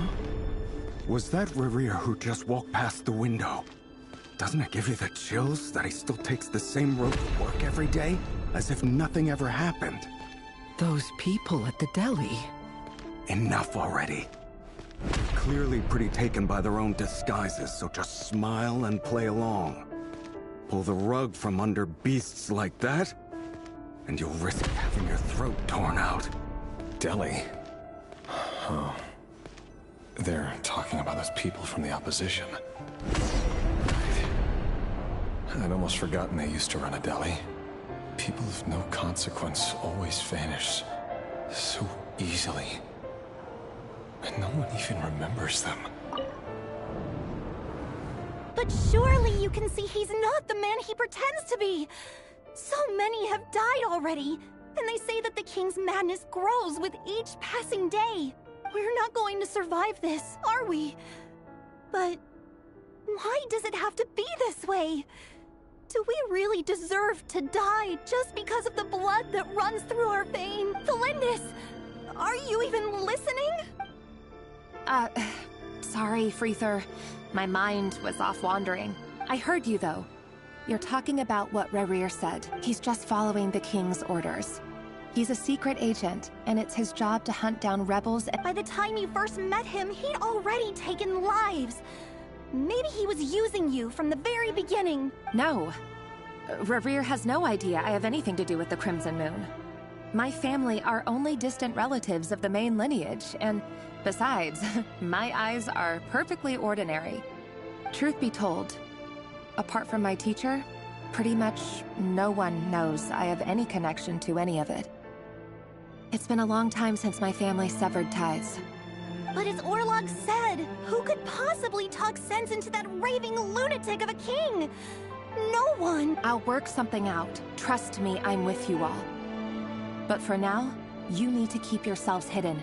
Don't let anyone find you, anyone at all. Don't forget that Rerir is an Eclipse operative. You need to be for now. Don't come looking for me. And if anything happens to me, just act like we've never met. If even you can't escape this, what hope do the rest of us have? But after all this... I won't speak in his defense, nor can I give you a clear answer to that question. But I'll do everything I can to put an end to this. Here, hold on to this. If an opportunity to escape presents itself, take it. You'll be glad you took some spare change. You call that change? But what about you? I've got a job, and there's still money coming in. But you can't go anywhere right now. Please think about yourself for once.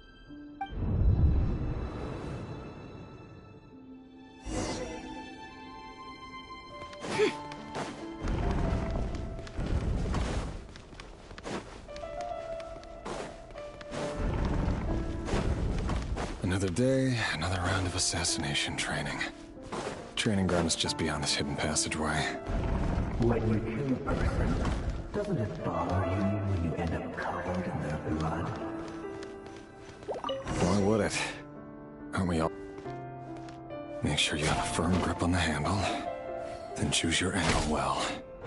Keep your movements light and brisk, and the prey won't sense a thing. I doubt that. I'll bet no one will ever a quiet death at your hands. I work clean. No traces.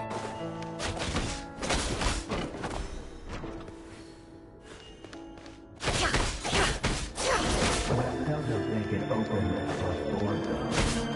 The king just happens to need you right now. Won't happen. What's changed? Ever since the power bestows that power. We had you take on a handful of the guilty. The ones I've dealt with have always been guilty. And I've carried out my work flawlessly.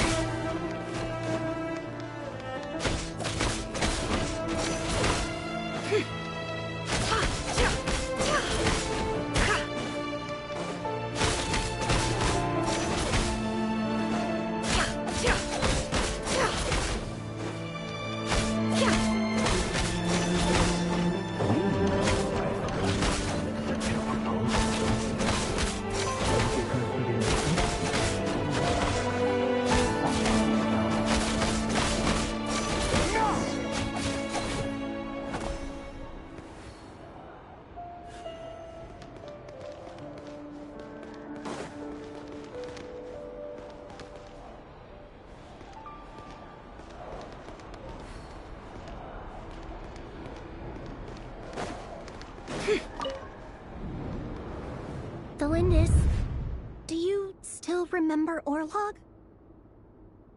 Orlog. The boy who was pretending to sell flowers. Yes, we did. What about him? He was arrested 2 days ago. Chances are he's already dead. I just don't get it! After everything he's done, why do you still stand by him?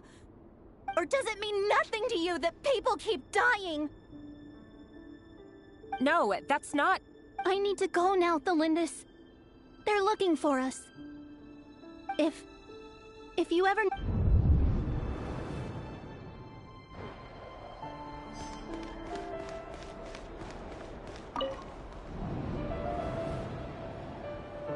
Author, Thelindis. Over the course of this week, the research object was subjected to interference for a total of 47 hours for experimental purposes. All subjects of observation that were sent inside have now... The situation within is proving more problematic than anticipated. No progress whatsoever. What now? Won't you give me even... Things are getting worse by the day. I have to find a way or we'll all be in danger.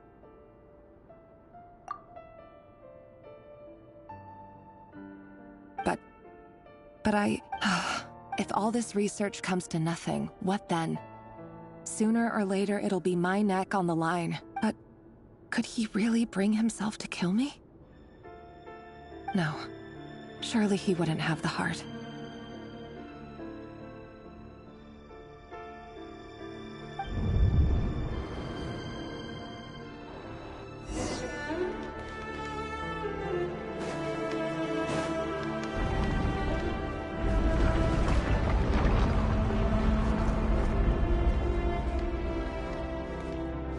Why won't you just let us go?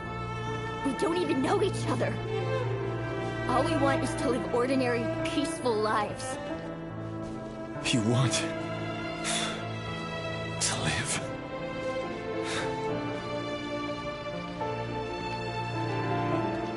Yes. I just want to go on living. Is that really such an unforgivable crime?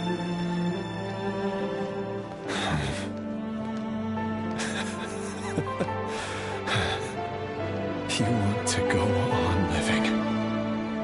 I want to keep living too. To keep living forever. That's why I have no choice but to continue on the path I'm on. If only some savior would suddenly swoop down and change the way the world is. Too bad that's not going to happen. Imagine that. If there really were such a person, you and I wouldn't be standing here like this, would we?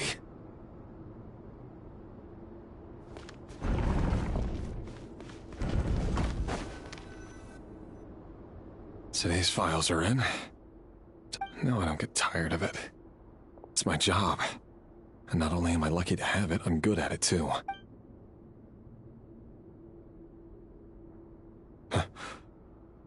Wait. Thelindis?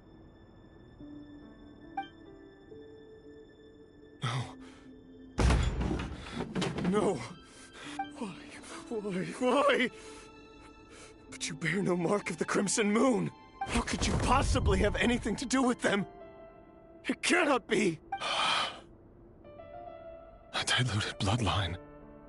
Carefully concealed. I see it now. What a fool I've been. Numbing myself with talk of justice. Even imagining my friends would back me up. But in the end... Irminsul. Finster King! How far are you going to take this? From the direct bloodline to secondary offshoots? And then what? Today it's the descendants of the Crimson Moon. Who will it be tomorrow?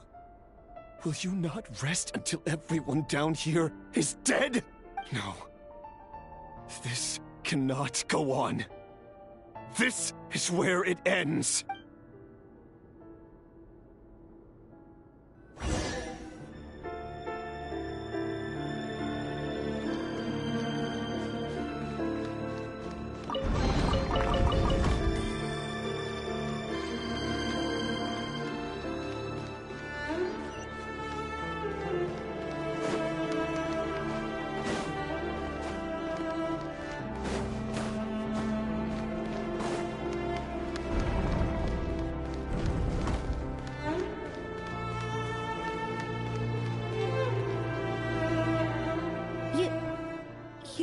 really letting me go? I am. As long as you can guarantee that no one will find you. Don't worry, I'll be extra careful. No one will know I was here. But... Me? If you let me go, you won't be... Good point. In that case, maybe you should stay. No, please! I just want to see the outside world again. To... Go on living? Yes. I know you're a man of your word. So please, just let me go. If I let you leave, what will become of me?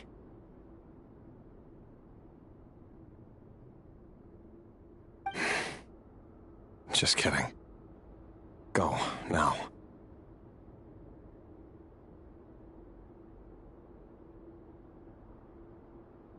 But remember, don't let anyone know you were caught. We'll be seeing each other again very soon if you do.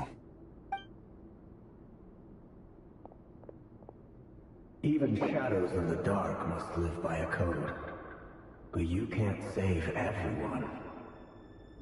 You've been whispering in my ear for days now, Vedifilnir. I only say this because you long for an answer to your problems. Let her go, Rerir, or you risk losing everything. I will not abandon Thelindis. Then you'll need a little more vigilance and a lot more power. The world is changing, Rerir. Keep your eyes peeled for your moment of opportunity. That voice used to be so unclear. But now I know exactly whose it is. He won't tell me how to actually resolve any of this, but he keeps... Tell me then! What will this moment of opportunity look like? And... no answer. He's like a ghost. So, the Eclipse Dynasty was purging... well, massacring the descendants of the Crimson Moon. And it seems like it was all connected to the Vinster King's research. The King's obsession with abyssal power left the future of Conria hanging in the balance. Nope, and it looks like this Thelindis, Rerir's would-be fiancé, herself belonged to a sub-branch of the Crimson Moon Dynasty's descendant. It almost defies belief that a couple like them could hide the truth from each other for so long. If the Vinster King hadn't intervened in such a drastic way, they might have gone on deceiving each other for the rest of their lives. And why does Vedifilnir, Daneslif's older brother, keep talking in Rerir's head? This guy kept more secrets than I ever imagined. The human mind is like a vast desert of shifting sands. When you follow the flow of someone's memories, you only ever see the parts they're willing to let surface. Time for something a bit more creative. We've been inside Rerir's mind this whole time, building up a picture of his psyche.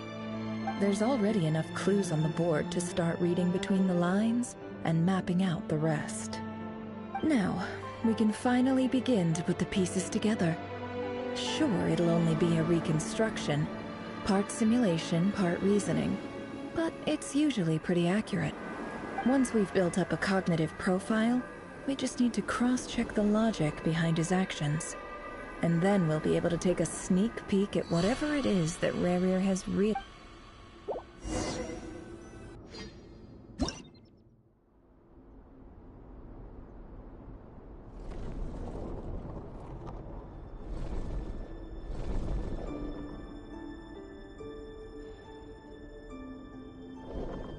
Rerir, are you there?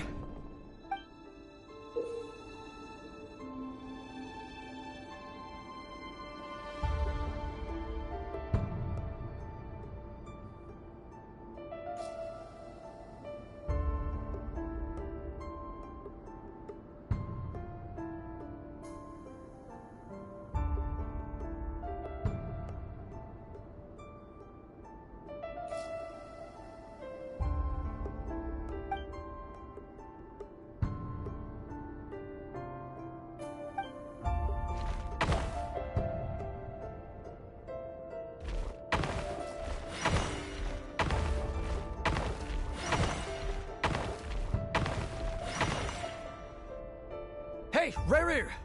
come out, it's urgent! Dane? What's wrong? Quick, come with me. I'll explain everything once we've met up with the others. Okay.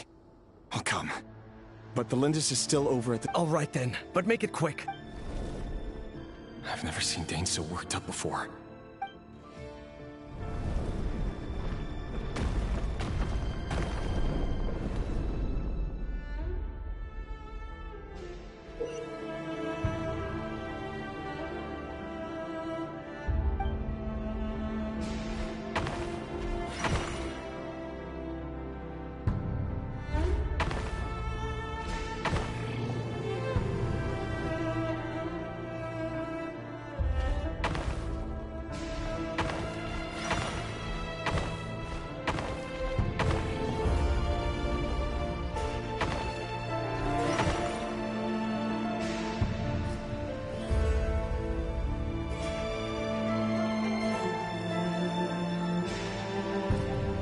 Well, this is a nice change, meeting you all at this hour.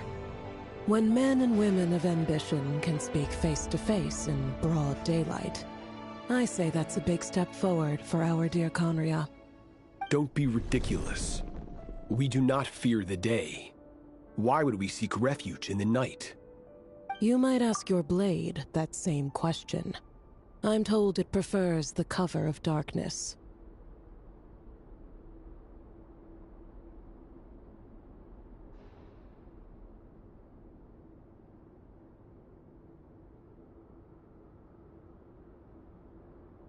The word on the street is that Sertologi only strikes when he has an unfair advantage. But that is patently false. If this is your way of offering me replacement limbs, believe me, I'll take them.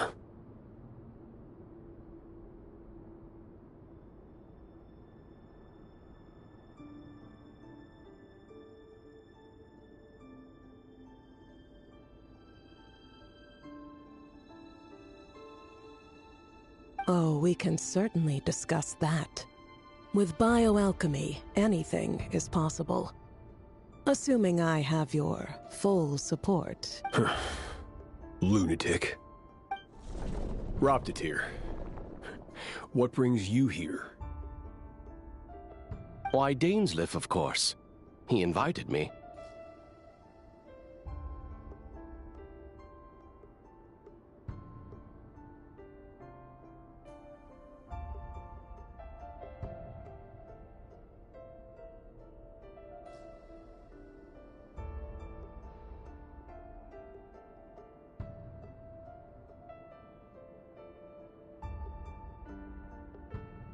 Please, cast aside your apprehensions, Miss Rhindaughter.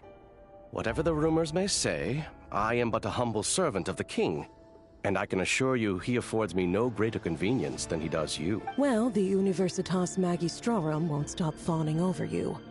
So at least some of the rumors must be true. You're clearly doing well for yourself, so drop the humble servant act. It endears you to no one. You're president of the Universitas Magistrorum, the chief royal mage known as the Wise by royal appointment, and by far the most favored among the 4 pillars of Conria. Vice President Veit doesn't even try to hide his envy when he sees you. My success is the product of hard work and good luck. It's as simple as that. Were the king not such an extremist, I hardly think I would have received a senior post at my age. Of course, no job is without its gripes. Serving a king like ours can be a challenging task, as I'm sure you can imagine. And as for Efterveit, in missing out on the presidency, he's dodged a mountain of stress. Like everything else in life. You're all here. I apologize for the short notice, but it was an emergency.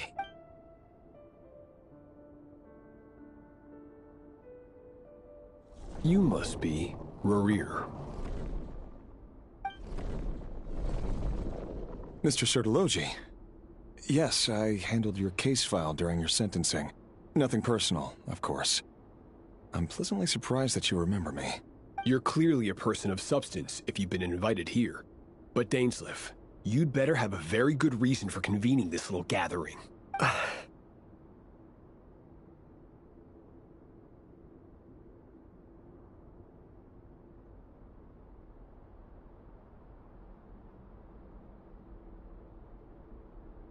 It's my brother, Vedafenir. After he spoke at the court this morning, the king was so infuriated by his words that he had him blinded in both eyes and thrown in prison. Vedafenir in prison? Strange. I thought the king trusted him and Horoptatyr more than anyone else. Does this mean the king's circle of trust just got even smaller? It has nothing to do with trust. It's about what the king wants, which is as clear as day to anyone paying attention. I simply appease him, because it's in the best interests of the Universitas Magistrorum. And also because you're slimy. Vedafenir, perhaps less so. But still, a visionless visionary? It rather inclines me to think that qualifications are not what get you ahead in Conria. Do you honestly think this is an important discussion to be having right now?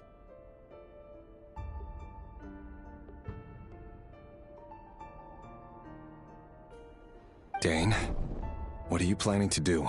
Rescue Vedafenir, I assume. Correct. It will mean storming the palace by force. Tonight. I need all of you on my side. That's far too dangerous. And don't forget, Dainsleif, you're captain of the Royal Guard. You swore an oath to the throne. You've been planning this for a while, haven't you? I have no desire to commit treason. But whatever critique the king may have of Vedafenir, disfiguring your most loyal subject for putting the best interests of his court and nation first, this is not the conduct of a wise ruler. My blade will force the king to see the error of his ways. So, Vedafenir's prophecy enraged the king. I'm sure it wasn't what he wanted to hear, but if he won't take counsel even from the visionary, that is deeply troubling news. The extent of His Majesty's madness is now all too clear. The question... You have noble ambitions, Dane. But I'm afraid they don't do much for a guy like me. I'm not interested in saving the world. All I want is a letter of pardon. A letter of pardon? For whom? Thelindis?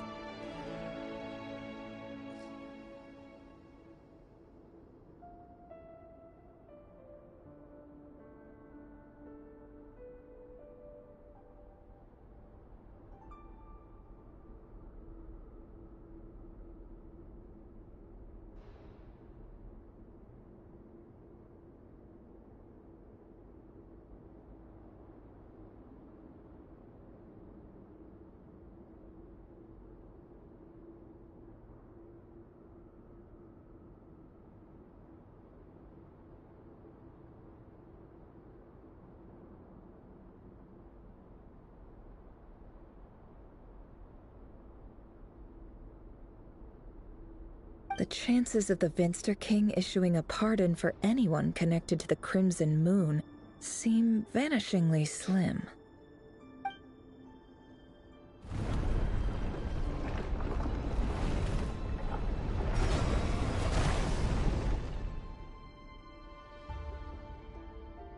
This black fog over the board must have some connection to Thelindis.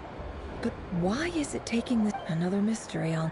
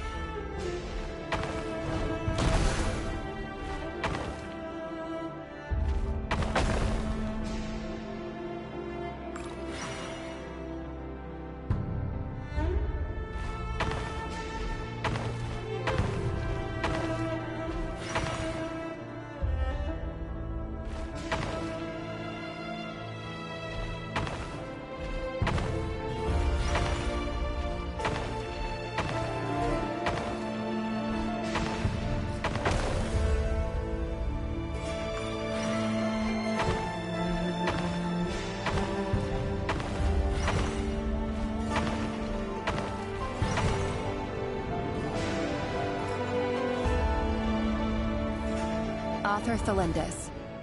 Over the course of this week, the research dating back to the Crimson Moon Dynasty has established 2 points regarding Moon Marrow.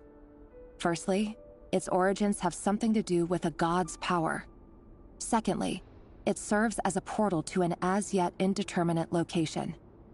Moon Marrow can thus be defined as a spatial gateway. However, there are a number of hurdles to overcome before we can answer the question of where it leads to.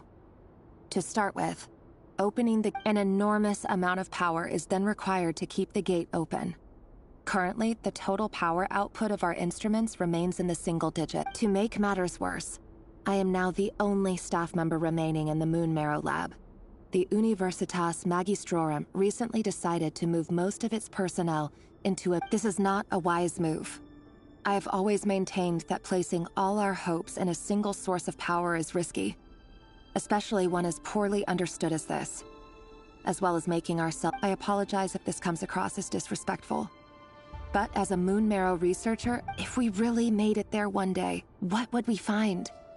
And how would we go about taming the unknown? My imagination is endlessly fueled by questions.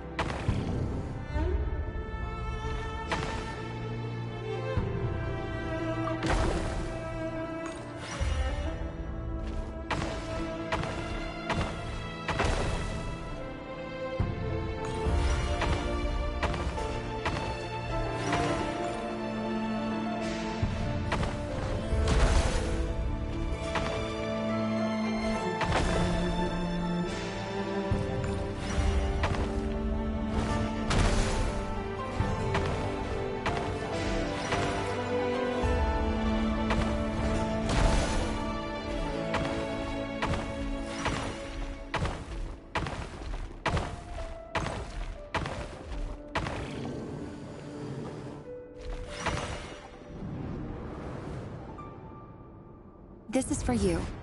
I heard you're gonna leave the city with Thelindis. I've heard nothing. Rerir got back very late last Friday, and he was acting a little unusual, but you never saw him, and I don't know what he did. And what if he finds out that you pried into his secret? Don't be silly. I don't know what secrets he does or doesn't have. All I know is he's Are you scared of him? I don't know. The Rerir I know doesn't match the person you all describe. Logically, I should be scared of him. And yet... But enough about that. You should get going. What's in it? A piece of the moon. All you need to know is that as long as you keep it safe, then in the future, everyone will be... A red moon? That's right. Our moon. Promise. I promise, Thelindis. The Crimson Moon bloodline will never die out. It's light. The color of blood, no matter how long it takes.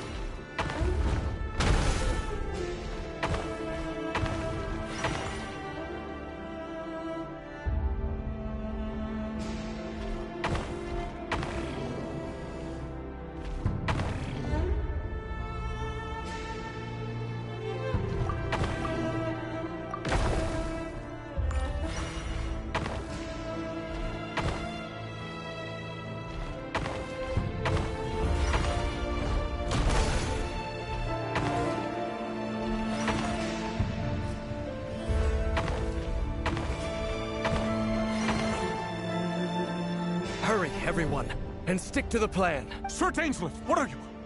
Is this treason? You know what happens to those who betray the throne. Please, don't do this! It is the king himself who has betrayed the throne. He has betrayed all of Conria. If you have any love left for justice in your heart, you should join me. It's showtime. Dane and his group will handle the troops in the palace. Then Hraptatyr and Rhindaughter will disarm the security measures. My job is to enter the prison and rescue Vedifalnir. Stay safe. Wish me luck. Look after my brother. Draw your blade.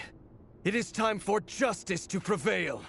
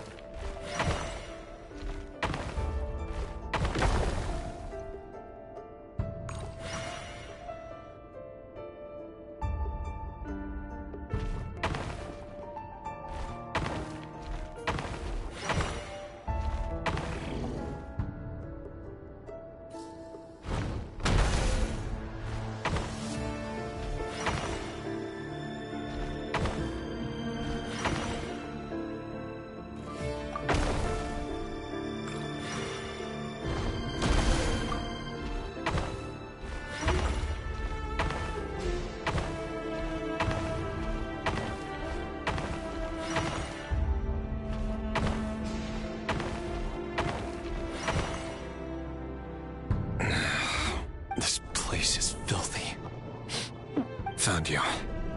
Hello, Mr. Vedifalnir. It's you. Surprised? Oh, wait. I certainly felt some surprise in the moment when I was blinded. Surprise at the king's sheer ignorance. I'm curious. What did you prophesize this? It wasn't a prophecy. It was a word. The king has forsaken all reason in pursuit of his obsessions. I simply told... But he didn't listen. Worse still, he stabbed you in both. Dane asked for my help. The court is in complete chaos now. Everything is transpiring as I foresaw. Yet I am powerless to change it. Fate is an immutable force. I can but lament as the inevitable I do wonder whether giving a man the power to see the future does nothing more for him than slowly crush his spirit. Forgive my curtness, Vedifalnir, but the king did not suddenly turn on you today. His suspicions have been brewing for a long time. You can't have wisdom beyond the reach of your fellow man without attracting his fear and suspicion. There are things the king does not want to see. So, he doesn't want you having visions of them either. He blinded you because he thought this would make the visions stop. He wasn't entirely wrong. I did indeed lose my power to see the future. Right up until... Until what? Just now. Well, tonight could go a lot of different ways. 5 of us banded together to storm the palace, also we could rescue you. This will go down as the most tumultuous day in Conrian history. I sense hatred in you. But also hope. A desperate hope that with the tyrant deposed, that will be the end of the story. But this is not the end. It is the beginning of a new chapter, in a whole... There are many men of honor and courage in this world, Rerir. But you are not one of them. Is that a dagger? Interesting. With your abilities, I don't doubt that you were able to... Of course not. We're on...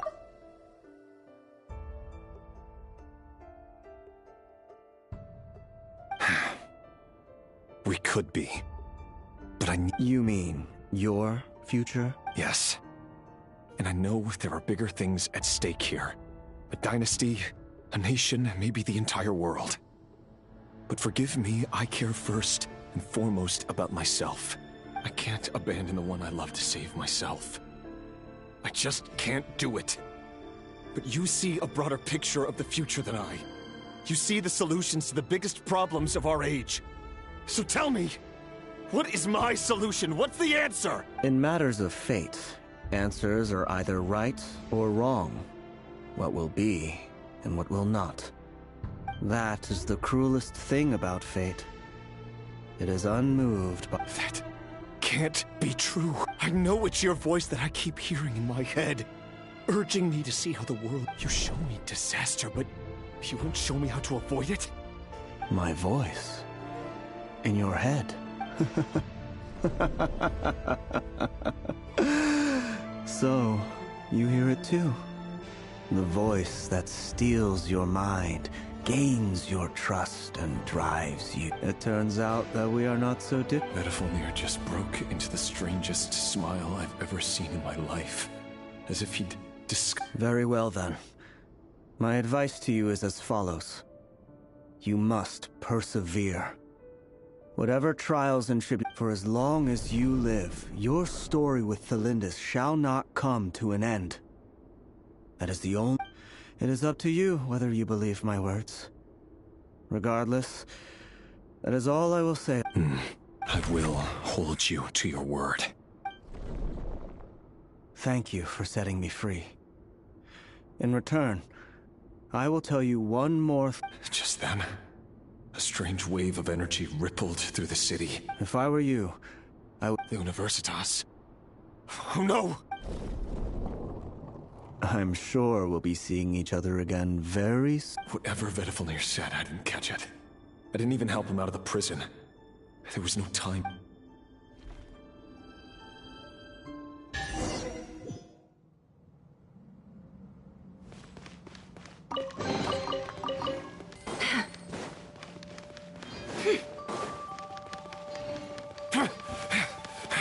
Monsters? Is this Rhindaughter's doing?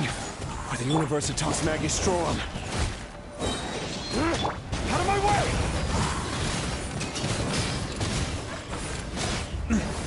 Okay, shred him!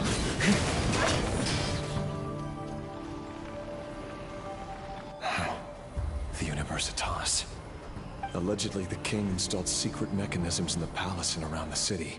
But if they were ever going to activate, it would probably be on a... Help! Help! Hold on! Don't let them anywhere near you! Save me! I can't! That sounded like an explosion. So, what other means does the king have at his disposal? And given it's a major center of abyss research, anyone over at the Universitas will be in...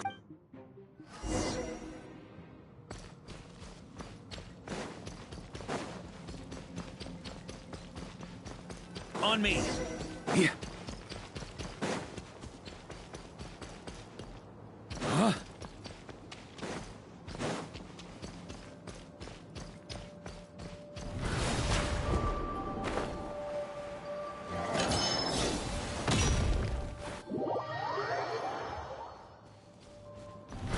Try to keep up!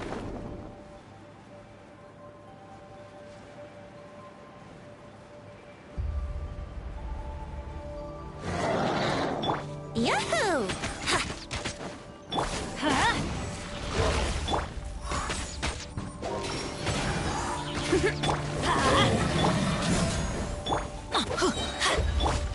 Let's play! Time for takeoff. Everybody stand back!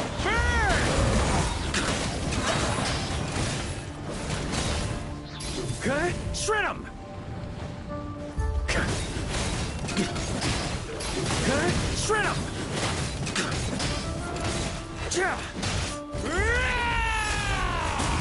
I'm going in! Huh? Think you can get away? Brace yourself.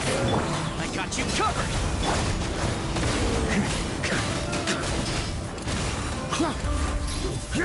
Flash! Up! the ante!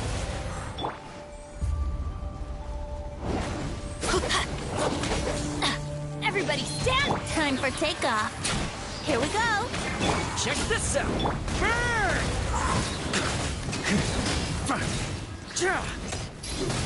Shred him! Charge!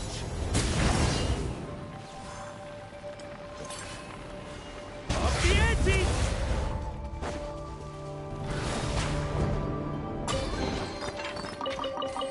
On me.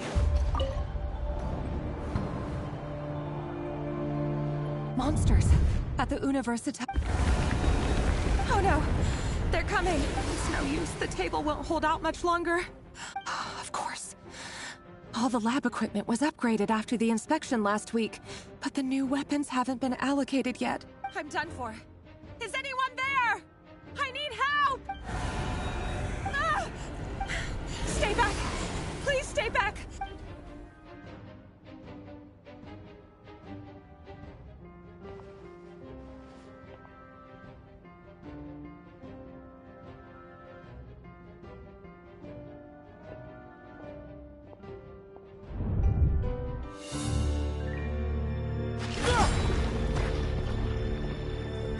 What's that?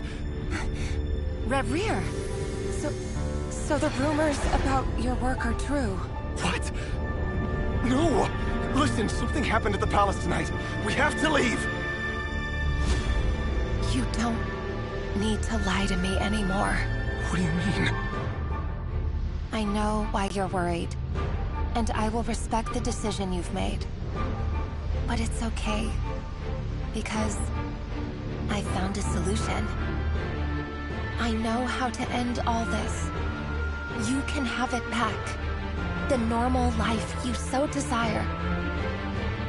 But until then, I'm afraid our wedding will have to wait.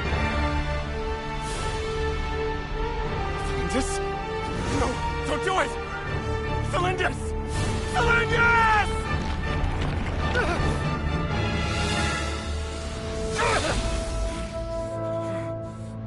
I told you, Reverie. Let her go. You will find someone better. No! No, I won't do it! I have to save her!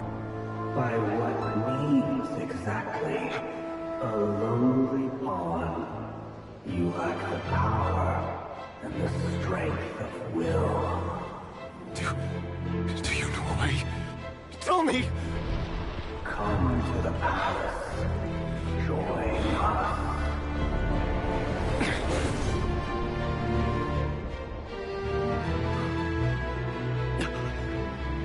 Reverie? Thank goodness, we... Step forth and take your share. You made it. Not you too.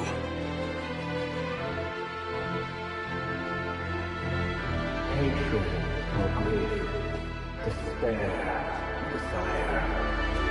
We all have our own.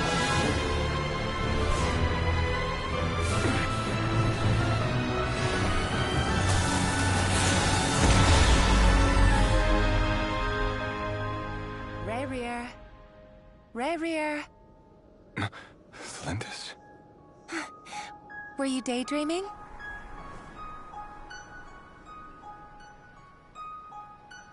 You still remember, Reverie? That question you asked me a couple of weeks ago? Oh. You mean the proposal? Yeah. I'm wondering, where do you think would be a good place to discuss it? Maybe in the garden? Or were you thinking a fancy restaurant? It's your choice.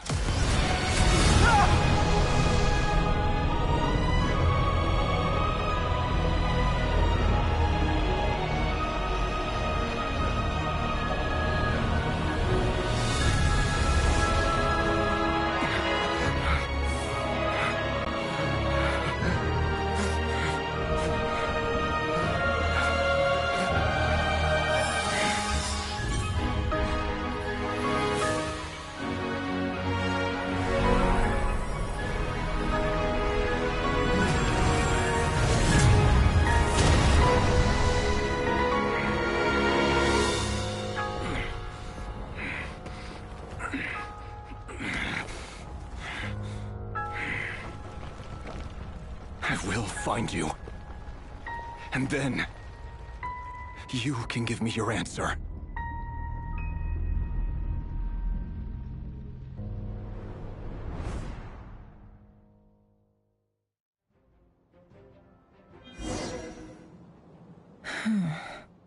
So that's how the Raker of Solnari was born. A monster created by circumstance is a monster all the same. Viewing other people's thoughts for too long can get uncomfortable. In a nutshell, the story of Conria is what happens when the truth falls by the wayside. Everyone tells little white lies, and before long, you have a huge pack of lies that destroys everything. His past is filled with sorrow, but the tale of any fallen civilization is one of endless tragedy. Cruel as it may be.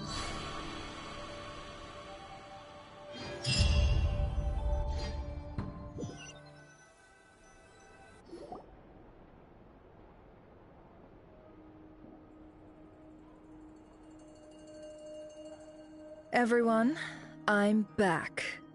Can I get a standing ovation? Never! How are you holding up? Feeling okay? She's fine. Boss is a pro. Yes, I'm fine. You will have seen the events of Rerir's life through my thoughts. It's now clear that he is just a regular nobody, driven by personal tragedy, as he said himself. I mostly agree.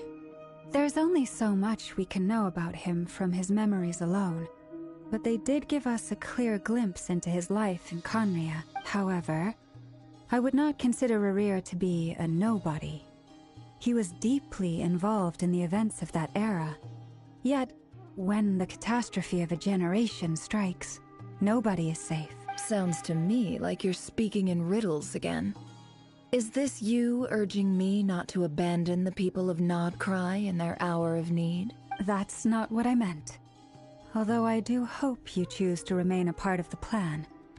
Without you, the mission ahead will be all but impossible. Then try to remember that I respond better to the carrot than the stick.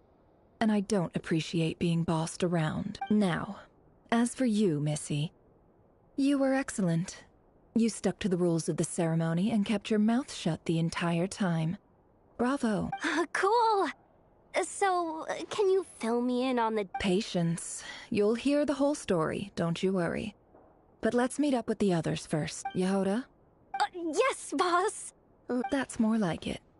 For a moment there, I was worried you'd forgotten about the first clause of your employment contract. Forgive my curiosity, but what does the first clause say? It says I gotta do the annoying stuff that boss is too lazy to do for herself. Like opening the door, pouring the tea, yada yada. Is that right? If something is in the contract, it's because she willingly agreed to it. Rest assured that the Curatorium abides by the very strictest of labor policies. You don't seriously think I'm cruel enough to treat her like my slave. In any case, I've hardly shied away from my share of the work today. Hope I don't catch Flintz and Varka lounging about in their chairs, enjoying a leisurely cup of tea. There's nothing I dislike more than other people enjoying themselves while I'm hard at work.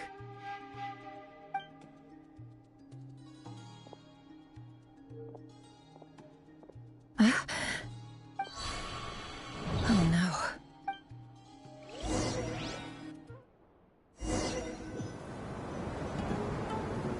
Sorry to disturb you, but we seem to have run into some trouble. Evidently so. Don't worry, I'm not about to leave you to fend for yourselves. I'm not that kind. I'm sorry. What did you hear me say? I wasn't talking about labor policy. Wait. How long have I been standing here? Not long. You just appeared by the door a moment ago. Boss, what's wrong? You look like you've seen a ghost. We've been tricked. We never left at all. Somehow I hallucinated that whole scene back inside the office.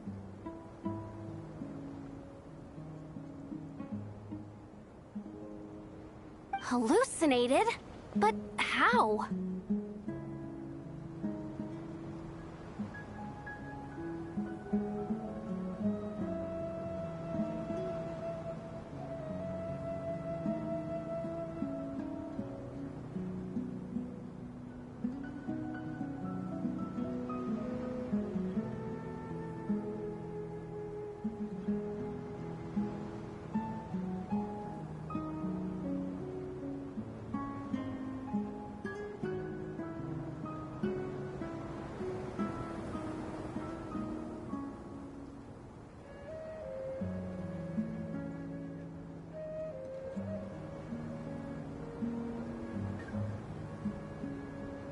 indeed.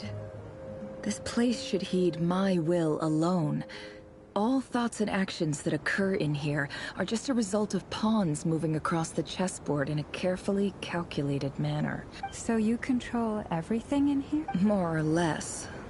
But yes, it's a... Has anything like this ever happened? Only once.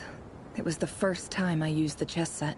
Is there any similarity between what happened then and... I suppose my thoughts are a little turbulent. Which was all... Is there anything The first clause of your contract clearly states that I only need your help with things that I'm too lazy to do myself. Meaning, you're not feeling lazy right now? Meaning, this is not something Yehoda can help with. The chess set is a personal treasure that I alone understand. I must be the one to find our way out of here. Boss, it's fine. Oh, listen to you. Whatever would I do without you, Yehoda? What? Really? Yes, really. Where would I ever find another employee as obedient and servile as you? God forbid anything ever happens to you. Oh, okay. Well, anyway, I was thinking of... I suggest everyone finds someplace comfortable to take a rest. Even though all this chess malarkey doesn't exist in a physical sense, mentally, you don't want to dismiss mental fatigue. Just because it isn't physical doesn't mean it's any less serious. But don't I have the best employees? Jealous much? If we can find a suitable time, I'd love to borrow Yehoda for a day to help out at the Frost Moon Scion. Oh, Lauma. Have I ever told you just how pretty you are? Beauty runs from the tips of your antlers to the depths of your imagination. Time to rally, everyone. Follow me. As we continue our journey, the same rules will apply. That means you have my word that I will get us all out of here.